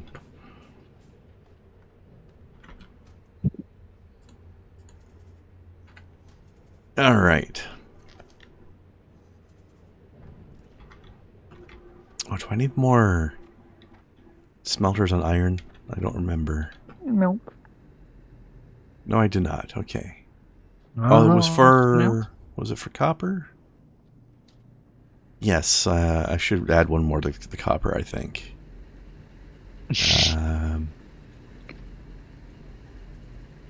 Don't have... let's see.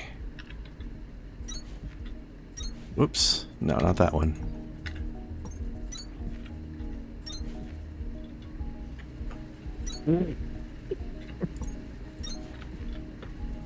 There. Well, it's something I just saw in fucking memes on Kai's channel. Oh. I don't know. I was watching them. It said it's only a blow job if you're a sex worker. Oh. Otherwise, it's a blow hobby. Yep.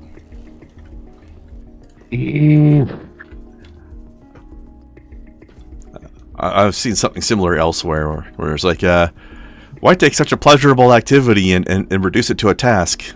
Yes. It really depends on the difficulty level, I'd say. Hey. It's not. Then again, I forget who made that. I think it was the Army or somebody once put down their slogan. It's not just a job; it's an adventure. Mm-hmm. That was the Army one. Yep.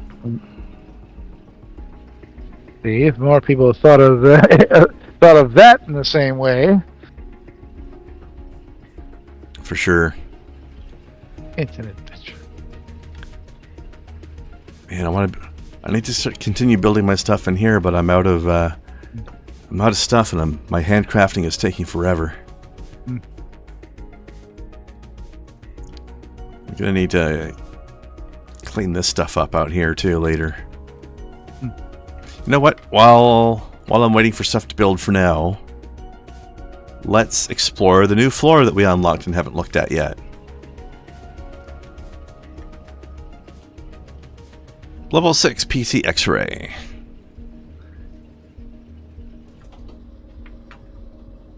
Production terminal in vicinity. A bulletin from deep reconnaissance follows. Look up. Look up. Oh God, no. Well, I can't really look up right now, but there's a staircase over there. Mm.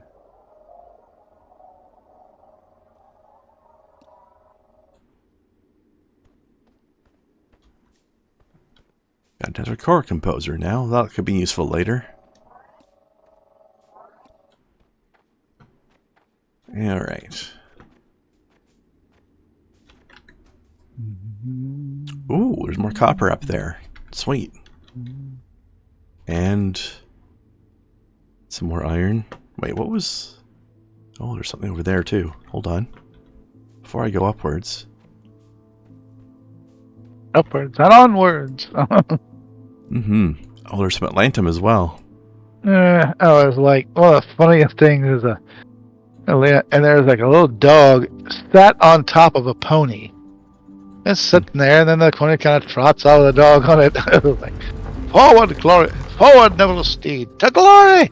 I don't remember which server it was in, but there was a picture of or maybe it was on Twitter or something. But it was I don't know if you've seen this one before. It's there's a dog out for a hike, and there's a cat sitting on his head, like wrapped around his head like a hat. It was pretty cute. Let me see if I still have it.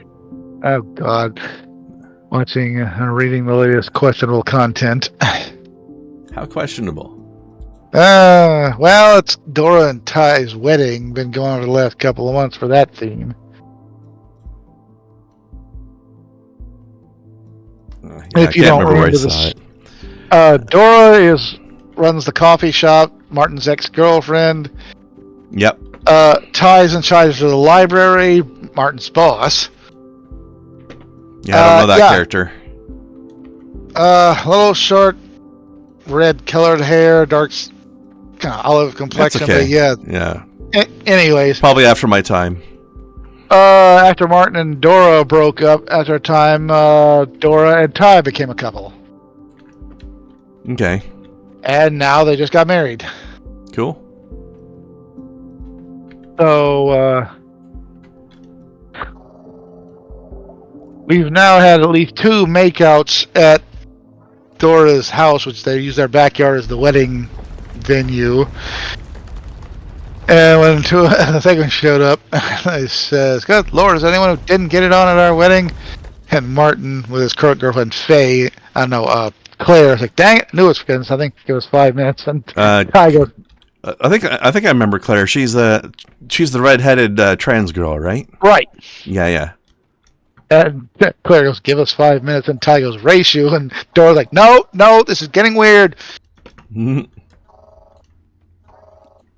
And the thing is, both times apparently, well, we assume the second, it was happened in Sven, her brother's room, old room at the house, because, I mean, he doesn't live in there, right? He's got his own place, but it was his bedroom. That definitely makes it weird. Use his room for hookups.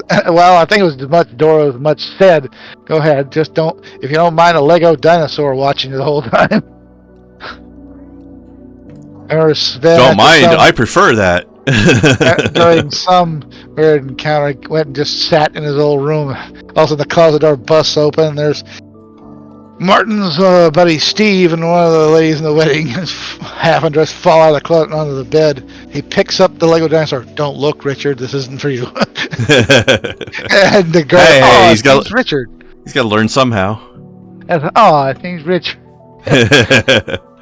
After Faye and Bolden disappears, like, and then goes, "Richard, no!"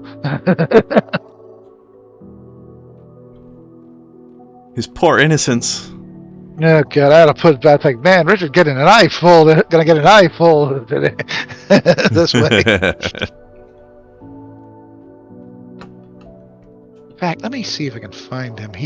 I know the Jeff Jacques, the creator. He got booted off Twitter for a second and then just left and never came back. Weird. He decided to do the one thing that Musk said don't do, and that's pretend to be me. Then again, I guess deciding not to bother coming back to Twitter isn't really that weird. Yeah. Anyway, he's on Blue Sky now. Me? Yeah, well, you already know I am too, but yeah. Yeah. I use, well, I don't post a lot on either one of them, but I definitely look at Blue Sky more. Yeah. I post the streams on both of them, but Blue Sky is much more pleasant of a place to be. Oh, pardon me. Never. 'Twas nothing to pardon, sir. Sorry. Yeah, that was the one disappointment yesterday. I'm headed out the door. I want to get a 12-pack of beer. My usual beer choice is Yuengling, you know. Sounds vaguely familiar. Nice Pennsylvania lager, nice amber color, good taste.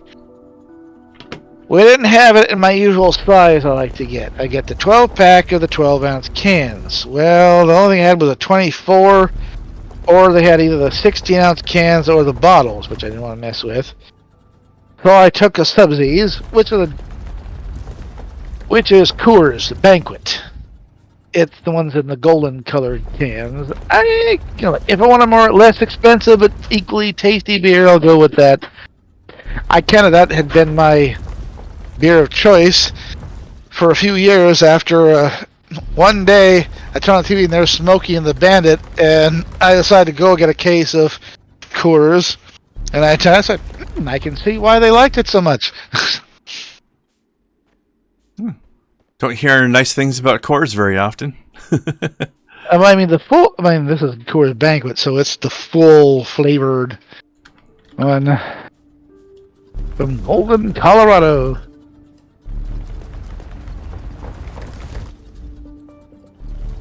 Eastbound, down, load up, and trucking. Ooh, Treasure Mark 2. Fancy.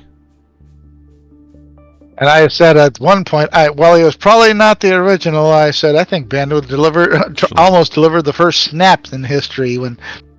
Actually, it wasn't Burt Reynolds. It was Paul Williams playing Little Enos, and when he had told us, "That's nice. Why don't you say something about my mama?" And he said, "Your mama is so digging it to pull him away." Mm.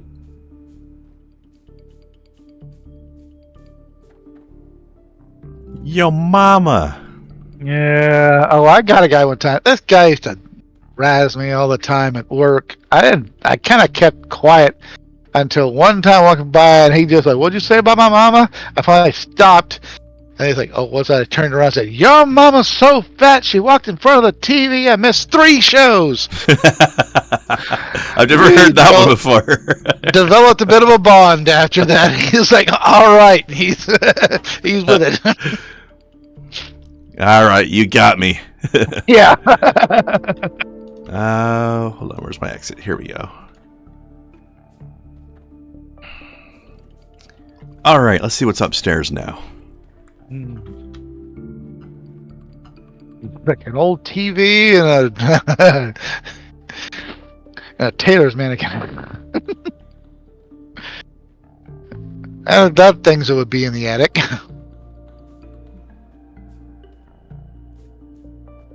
Production Terminal X-Ray. Hello.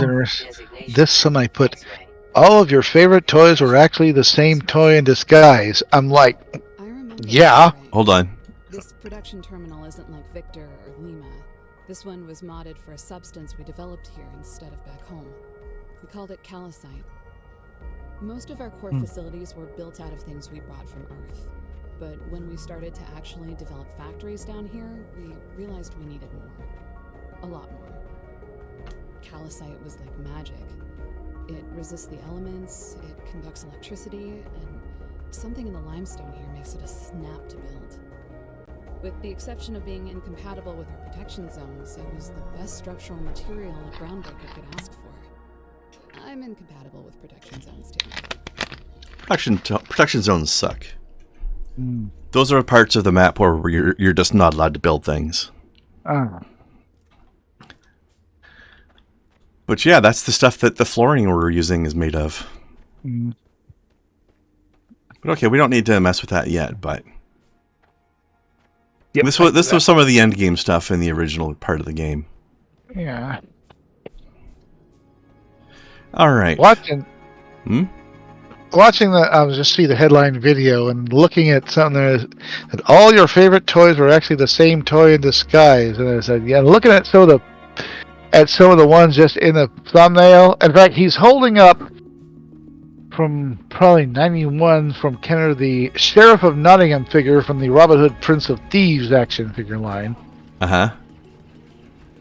The head sculpt was new. The body was a repainted Lex Luthor figure from the Superpowers line. Yeah. And then I went further and looked at some of the stuff. Let's see. The Robin Hood with an original new head. The body was from the Superpowers Green Arrow. The Sherwood Forest set was the Ewok village from Star Wars. And I think one catapult from that line was redone like rock lobber, also from Star Wars. So yeah, I mean, well, considering all of those were from Kenner, so yeah, of course they're going to reuse a lot of their old stuff. Yeah, modular design kind of thing. Mm-hmm. Might as well. It'd be inefficient not to. Honestly. Hell, I could go back. The Star Trek figure line from Mego in the 1970s. I remember when they put out the Gorn figure. Mm-hmm. I mean, it looked nothing like the actual one from the series. The the whatever uniform they had was basically a repurposed the same one the Klingon figure had, and the head was just a repainted version of the lizard from the Marvel figures. That sounds about right. Yep. I will give back Nego in those days. They were a bit progressive, especially in one sense. When they did the Marvel characters, one of the ones they did was, I mean, they did the expected ones. Captain America, Iron Man, Thor, Spider-Man. Mm-hmm. They did one of the Falcon. I mean, to have an African-American action figure in them days was pretty progressive. In those days, yeah. Yeah, and that's why, and this is my one and only thing, I mean, yeah, the man does, if anyone among Captain America circles earned the right to carry the shield and the name, Sam Wilson has, to be Captain America, but my thought was, well, why should he be the new Captain America when he is the original Falcon? And the Falcon was cool as hell. Yeah, I guess he's kind of both in a way now, but on the other hand, like, he's going to be a weaker Captain America because he doesn't have the serum. That's true. Right? He's just a regular guy. The serum doesn't automatically make you good. That's the one thing from the Falcon and the Winter Soldier. I mean, it makes him stronger, right? Like John Walker kind of got a version of that, and he turned out to be did not measure up to it. That's the thing. It's kind of barren. Like Zemo put forth in Falcon and Winter Soldier. It's not necessarily the formula that made Captain America. It's the man. Well, I mean, it's both in a way. Like you have to have the whatchamacallit. Well, yeah, that it did enhance him to a point, but also, and that's the thing, they enhance him way in any live action adaptation. They enhance him kind of beyond what the comic does. See, the formula didn't give him superhuman ability. It was peak human. Peak human. Right, which Falcon doesn't have. Well, he does have the training. He's still pretty good, though. Yeah, and he's got the spirit. He's got through intense training and everything. What Steve Rogers, for instance, was given with the formula. Because remember, without the formula, he'd have been all frail and sickly. Mm-hmm. Mm-hmm. And that was kind of the purpose. Initially, he was the experiment. He said, if this can enhance this poor bastard, imagine what it does with a fit human being. They just never got that far, because the creator got killed. Yeah. True. Yeah. That's kind of him being one of a kind. Yeah. All right, let's see.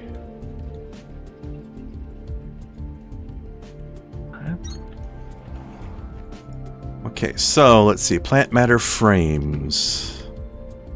We need 45 per minute, eh? Yep. All right. Let's see. Everybody's been using some pictures. How I arrived at Blue Sky. And different gifs and pictures. Mine was from the opening credits of the old 60s TV series The Prisoner. Basically, that's Pat McGowan like throwing open the door, marching in. I think that's how I got here. But welcome to my world.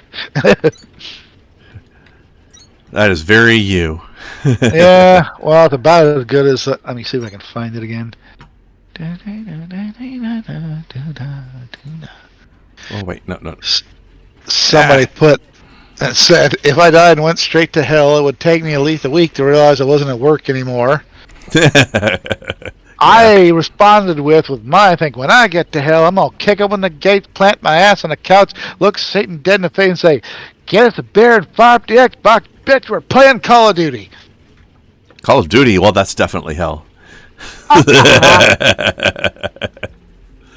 Oh, any FPS game, but yeah. I've liked Call of Duty. So I'll make 2 It of these. It gives you what it's supposed to. Run around, shooty shoot.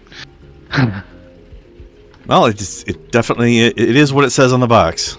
I mean, and no kind of weird fucking purple bear costume and that shit. You're working with pretty much real life weapons. That was one I told to Kai when I got this one gun. It was some guns they have to change. I guess they can't use the official name, but it was definitely a H&K MP5.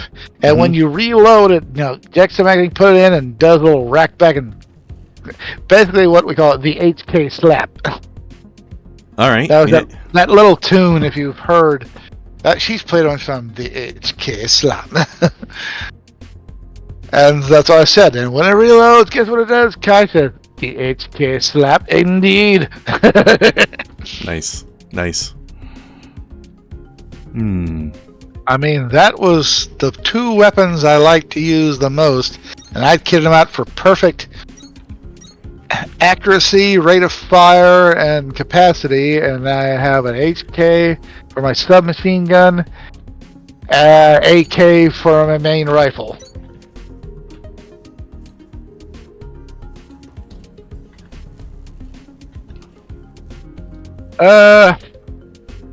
Pistol, I think I started with a Deagle. I don't know what I went with. And I don't have the game anymore. I had to dump it from my old phone. I wonder if I could put it back in with the new phone. Ooh. One way to find out, eh? Yeah. Oh, by the by, today, besides my little trip buying stuff, a couple of things arrived via Amazon. Oh? For my little dungeon tile making, I bought a foam cutter kit. It's got the traditional wire cutter. It's got a couple of needle tools and everything for like burning, hot wire and needles for burning the patterns into foam. So burn in and stay there. Nice. Also bought a book. Back in the day, there was this company, Warren Publishing, through the 70s and early 80s. They did a lot of great books. Are you familiar with a character named Vampirella? Oh, yeah. Now, she was a Warren creation. Like, I've never read the comics, but I definitely know of the character with, like, the little red sling bikini type thing. And... Right. Yeah. And that, and then horror anthologies like Eerie and Creepy. Well, one thing that came in almost toward the end was a series called The Rook. He's basically a gun-slinging, swashbuckling, time-traveling hero. Okay. So Sounds imagine fun. if, like, Indiana Jones and the Lone Ranger combined with fucking H.G. Wells, the Time Machine. Right. Yeah, okay. Well, this one company... I'm into it. Well, Dark Horse Comics they put out recently a new Rook series, and they've been reprinting and collecting the old stories. So I got the first collection of the old stories. Cool. You should do a team up with Vampirella. I don't know if he did or not. Actually, I don't even know if Vampirella's a goodie or a baddie. For the most part, she is a goodie. I mean, the original Vampirella stories were... The original Vampirella books were an anthology, like Eerie and Creepy. Later, they gave her just her own storyline. Then again, in... God, what was it? In the 90s, they made a really awful Vampirella movie. I saw it as part of Showtime's Roger Corman Presents series. Mm-hmm. Along with things like, that was where we got the original 2 movies before the Sci-Fi Channel series of Black Scorpion. But anyways, yeah, that movie was awful. The costume wasn't right. The main villain of the movie was basically supposed to be Dracula, who also was from the same planet as Vampirella. It was like whole planet of vampires. Oh, I didn't know she was an alien. Yes, that's the thing. She's from the planet Draculon. where basically Dracula on blood, 5. basically blood literally flows like water. Their water source is blood. That's weird. And so, but Hey, anyways, more ethical way to be a vampire, though, right? in this movie, I mean, villain was pretty much Dracula, as played by Roger Daltrey, frontman for The Who. Oh. Oh, he's not a bad actor. I've seen him in everything, going back to The Who's Just movie, a like surprise, I mean, is all, you know? Tommy, all the way to Highlander, the series. Did you ever watch that? Or ever seen it? Some of it. He had a recurring character on that. He was an immortal, like our main character. He kind of did the more comedic episodes. He was a little bit of a rascal and a bon vivant. We show the first time the two of them met and got into the market. It was almost like going to be settled as a duel, you know, on the field at dawn. And when they finally meet, Ethan reached down and pulls up a golf club. That was how they were settling in a game of golf. I mean, let's face it, our main character is Scottish after all. They created the game. Fair enough.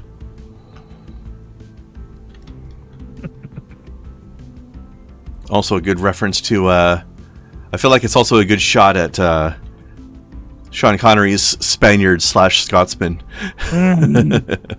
Oh my god, one of the funniest things I ever saw. You know who Craig Ferguson is, right? Not off the top of my head. Okay, a Scottish actor. He played Drew Carey's boss on the Drew Carey Show. He was also the host of the Late Late Show right before that waste of space James Corden took over. But the man was hilarious. He had this whole do not give a flip attitude for being that. In fact, every time somebody groaned at a joke or something, he looked at it like, it's midnight. Anyone who would be offended is asleep by now. It's like he knew exactly the time and the venue he was in. It's like, we're just not going to care. Yeah, fair enough.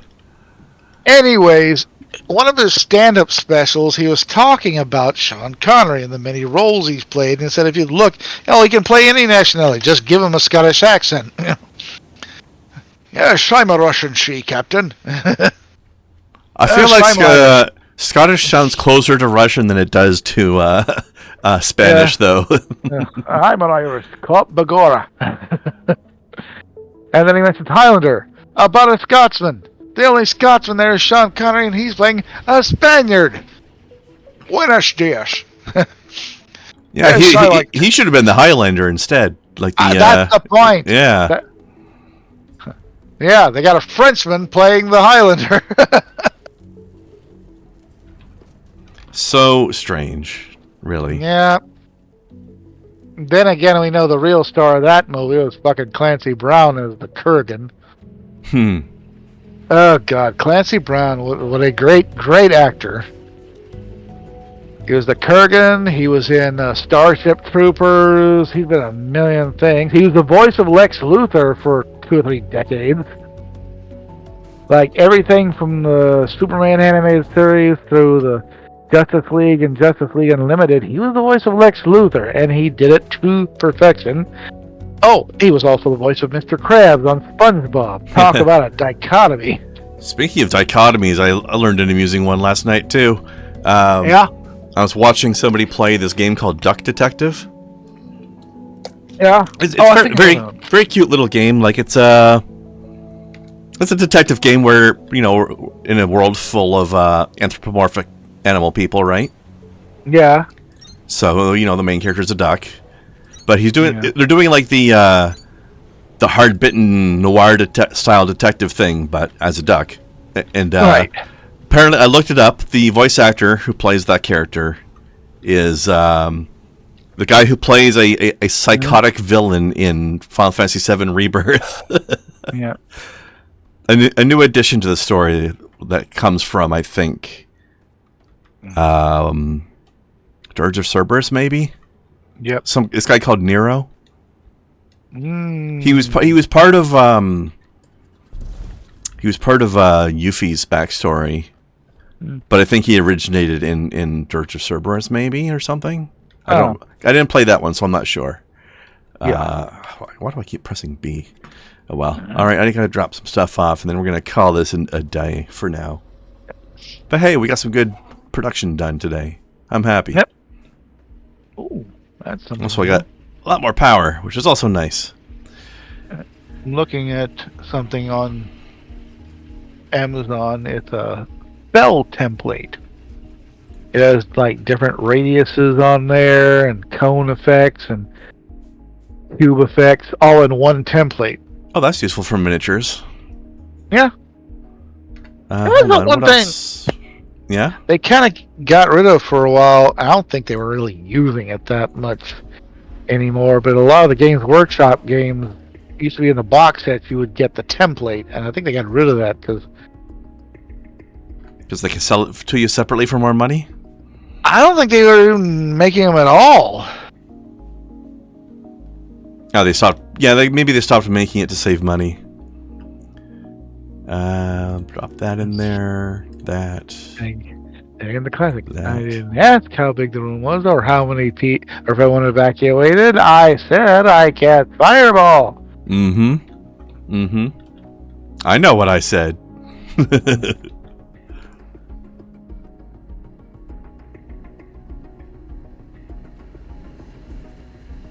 Alright, drop that guy in there. Swed Dr. Plastic, good morning to you as well.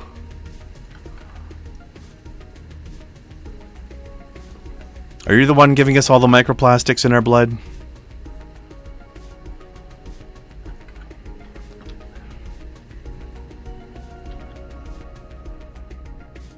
From ABBA country.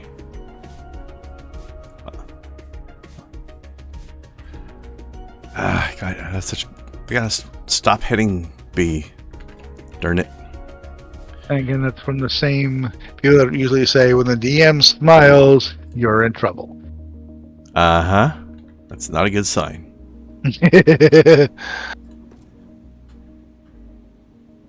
I remember this is always one of my favorites. Somebody posted in...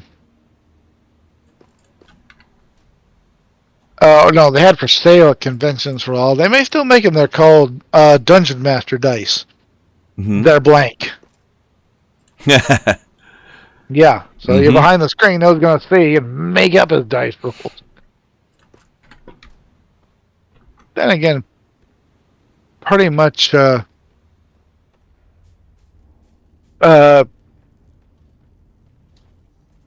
was about the same places. So that was sold the original 100-sided dice. That was a thing. That still is a thing. Yeah, it's like a big ball, like 100-sided. It's basically a golf ball, yeah. Yeah, it's a printed golf ball. I am not going that far. They actually make usually sets of 10-sided dice. One that's actually got marked as 10s and one marked as 1s. So you do that, or that's actually the most common thing to do. But I'm used to just using 2 regular D10s and just deciding which one was the 10s column. Yeah, well, that's a thing. It gives a little more trust. Like, all right, we can determine which will be the 10s, and there'll be no say, oh, you're just playing favorites and decided that's the 10s. You know. Well, no, it's because you have to declare it before you roll. Like, all right, Yeah. red one's 10s. Okay, yeah, if you have 2 different colored ones, yes. Yes, you'd have to do it that way. Otherwise, it wouldn't work. Exactly. Like, You either have to do that, like I said, one or the other. You have to do one of those 2. Otherwise, if they're the same color, then you're going to lead to some arguments. Or you could just roll them separate. Like, I go roll the first one, that will be the 10s. Roll it again for the 1s. Yeah. Or you could do the classic. Actually, you know what? Okay, I don't know where I was going with that. Never mind. I was gonna say something and I've forgotten what it was, so don't worry about it anymore. But yeah, I've used an actual proper D100 before. It takes a long time to roll. Yeah. Because, like I said, it is essentially a golf ball. All right, time for some self-ception here. I've put down an assembler machine to make more assembler machines. Hey, did somebody say Inception? Indeed. Blah. Damn. Yeah, got that on my That's loud. soundboard. Yeah. I had a Good new one, one though. today. Hey, yo, that's gay, man. Not a fan of that one. Oh, that's for a certain crowd.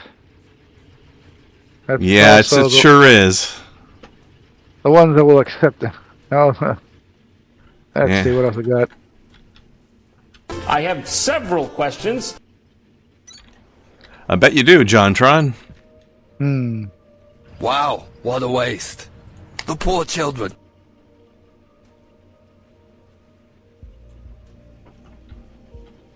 And of course, I had to add this one. Brother, get the flamer. The heavy flame. Flamer. It was at this moment that he knew. He fucked up. Mm-hmm. You're starting to get a nice little collection of research cores, Breaker. I won't forget it.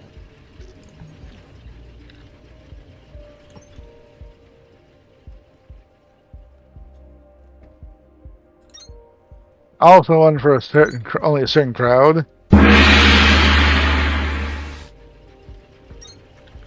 That sounds like every ninja movie ever. Exactly. This is the one for whenever somebody's being approached by a killer, moving slowly, and they have every opportunity to. Oh, bitch, get out the way. Get out the way. Bitch, get out the way. They should play that during that one scene in Austin Powers. With the And Zamboni? this is one during the most liberal meltdown arguments. Never have I seen such a display of blatant puffery. Let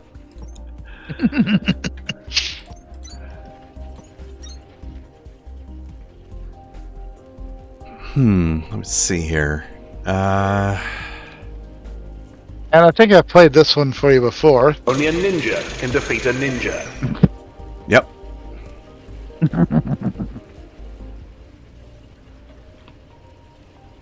About it. Let's see.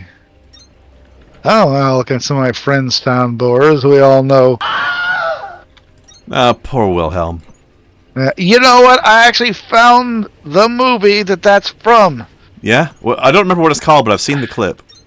I can't have to look again.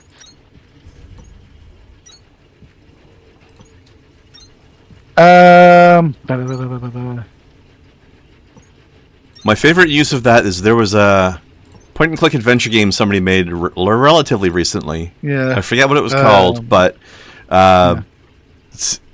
while talking to an NPC, a Wilhelm scream sounds, and the character you're talking to is like, it's like, oh no, something's happened to my neighbor Wilhelm. Here it goes. Distant Drums, a 1951 Western. Mm-hmm. Yeah, was believed to have been voiced by cast member Shiv Woolley and is used when a supporting character is attacked by an alligator. I thought he was shot by something. Yep. Or maybe that was just maybe the one I'm thinking of is the first time somebody used it as a clip. Like first time the Wilhelm scream got repeated from something else. Perhaps.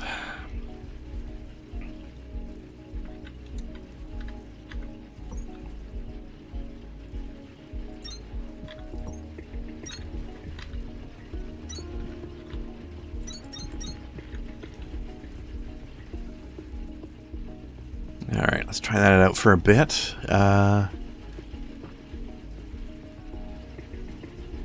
This one's not getting fully utilized, though.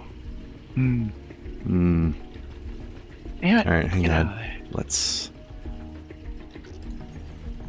move these back a little bit. They also use this oldie but a goodie for actually I found it later because I didn't play the game originally, from Brutal Legend. Classic. Yep. Yes. That was a fun game. Actually, I liked the. There was a funny little moment that people had where they realized a mistake where. Because you know how the game. I don't know if you've ever seen gameplay or anything, but it's like a sort of an adventure game. You're running around doing combat and exploration and stuff.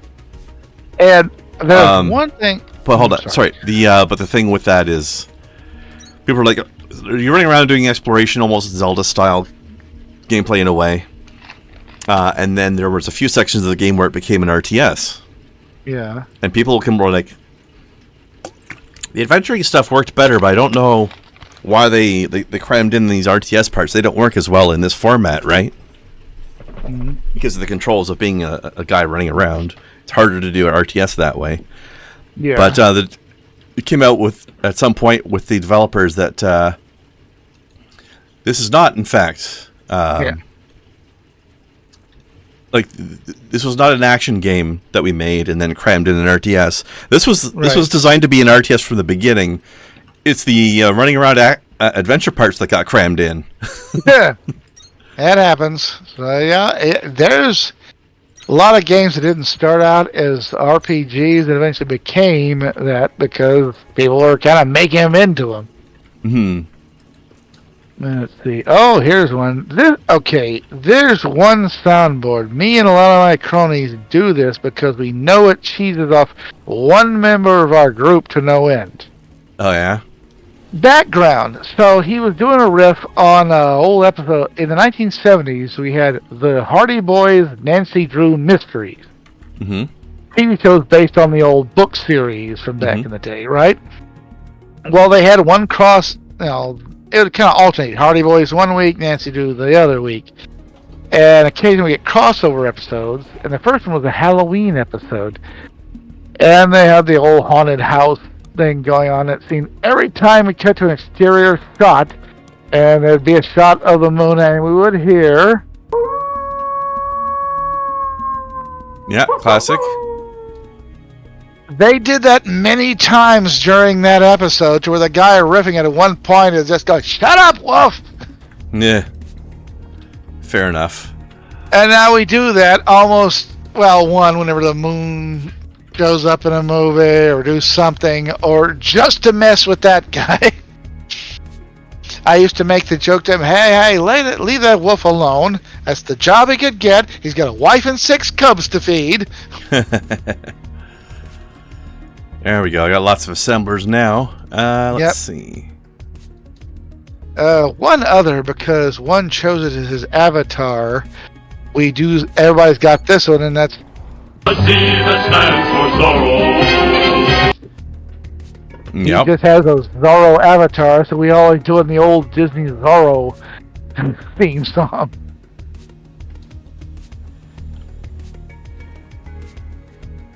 But it's kind of like between the Zorro, the Wolf, and the Wilhelm scream, everybody has that.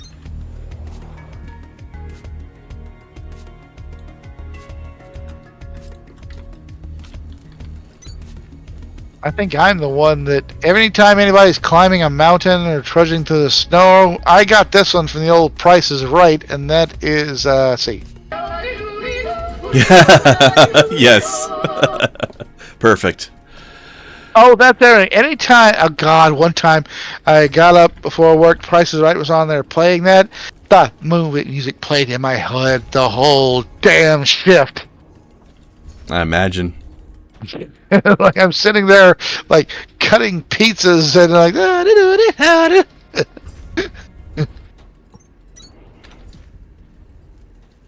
The things we get stuck in our heads sometimes, eh? Certain things are an earworm. God, this is such a mess of a factory. I really need to clean this up more, and I can maybe do that tomorrow. Yeah, about me playing. I swear, I don't know if I have much of an organization at all when I'm playing fucking Clash of Clans. Everything's sort of, I kind of put like, all right, here's the gold mines and the gold storage over here. The elixir is pumped and the elixir storage, I've got weapon emplacements all around the edge. I got an outer wall and an inner wall. Indeed. All right, let's call it here for now. We'll get back to it tomorrow, and we can expand our factory floor here and make it less of a mess now that I've got the resources to build a lot more stuff. Thankfully, we can do that. Let's see. I think I have the drill bits being delivered here. Yes, I do. I will need that for stuff eventually, but not right now. Yep. Okay, save game. Oh, in almost 4 hours today. Dang. Despite starting late. Yeah, well.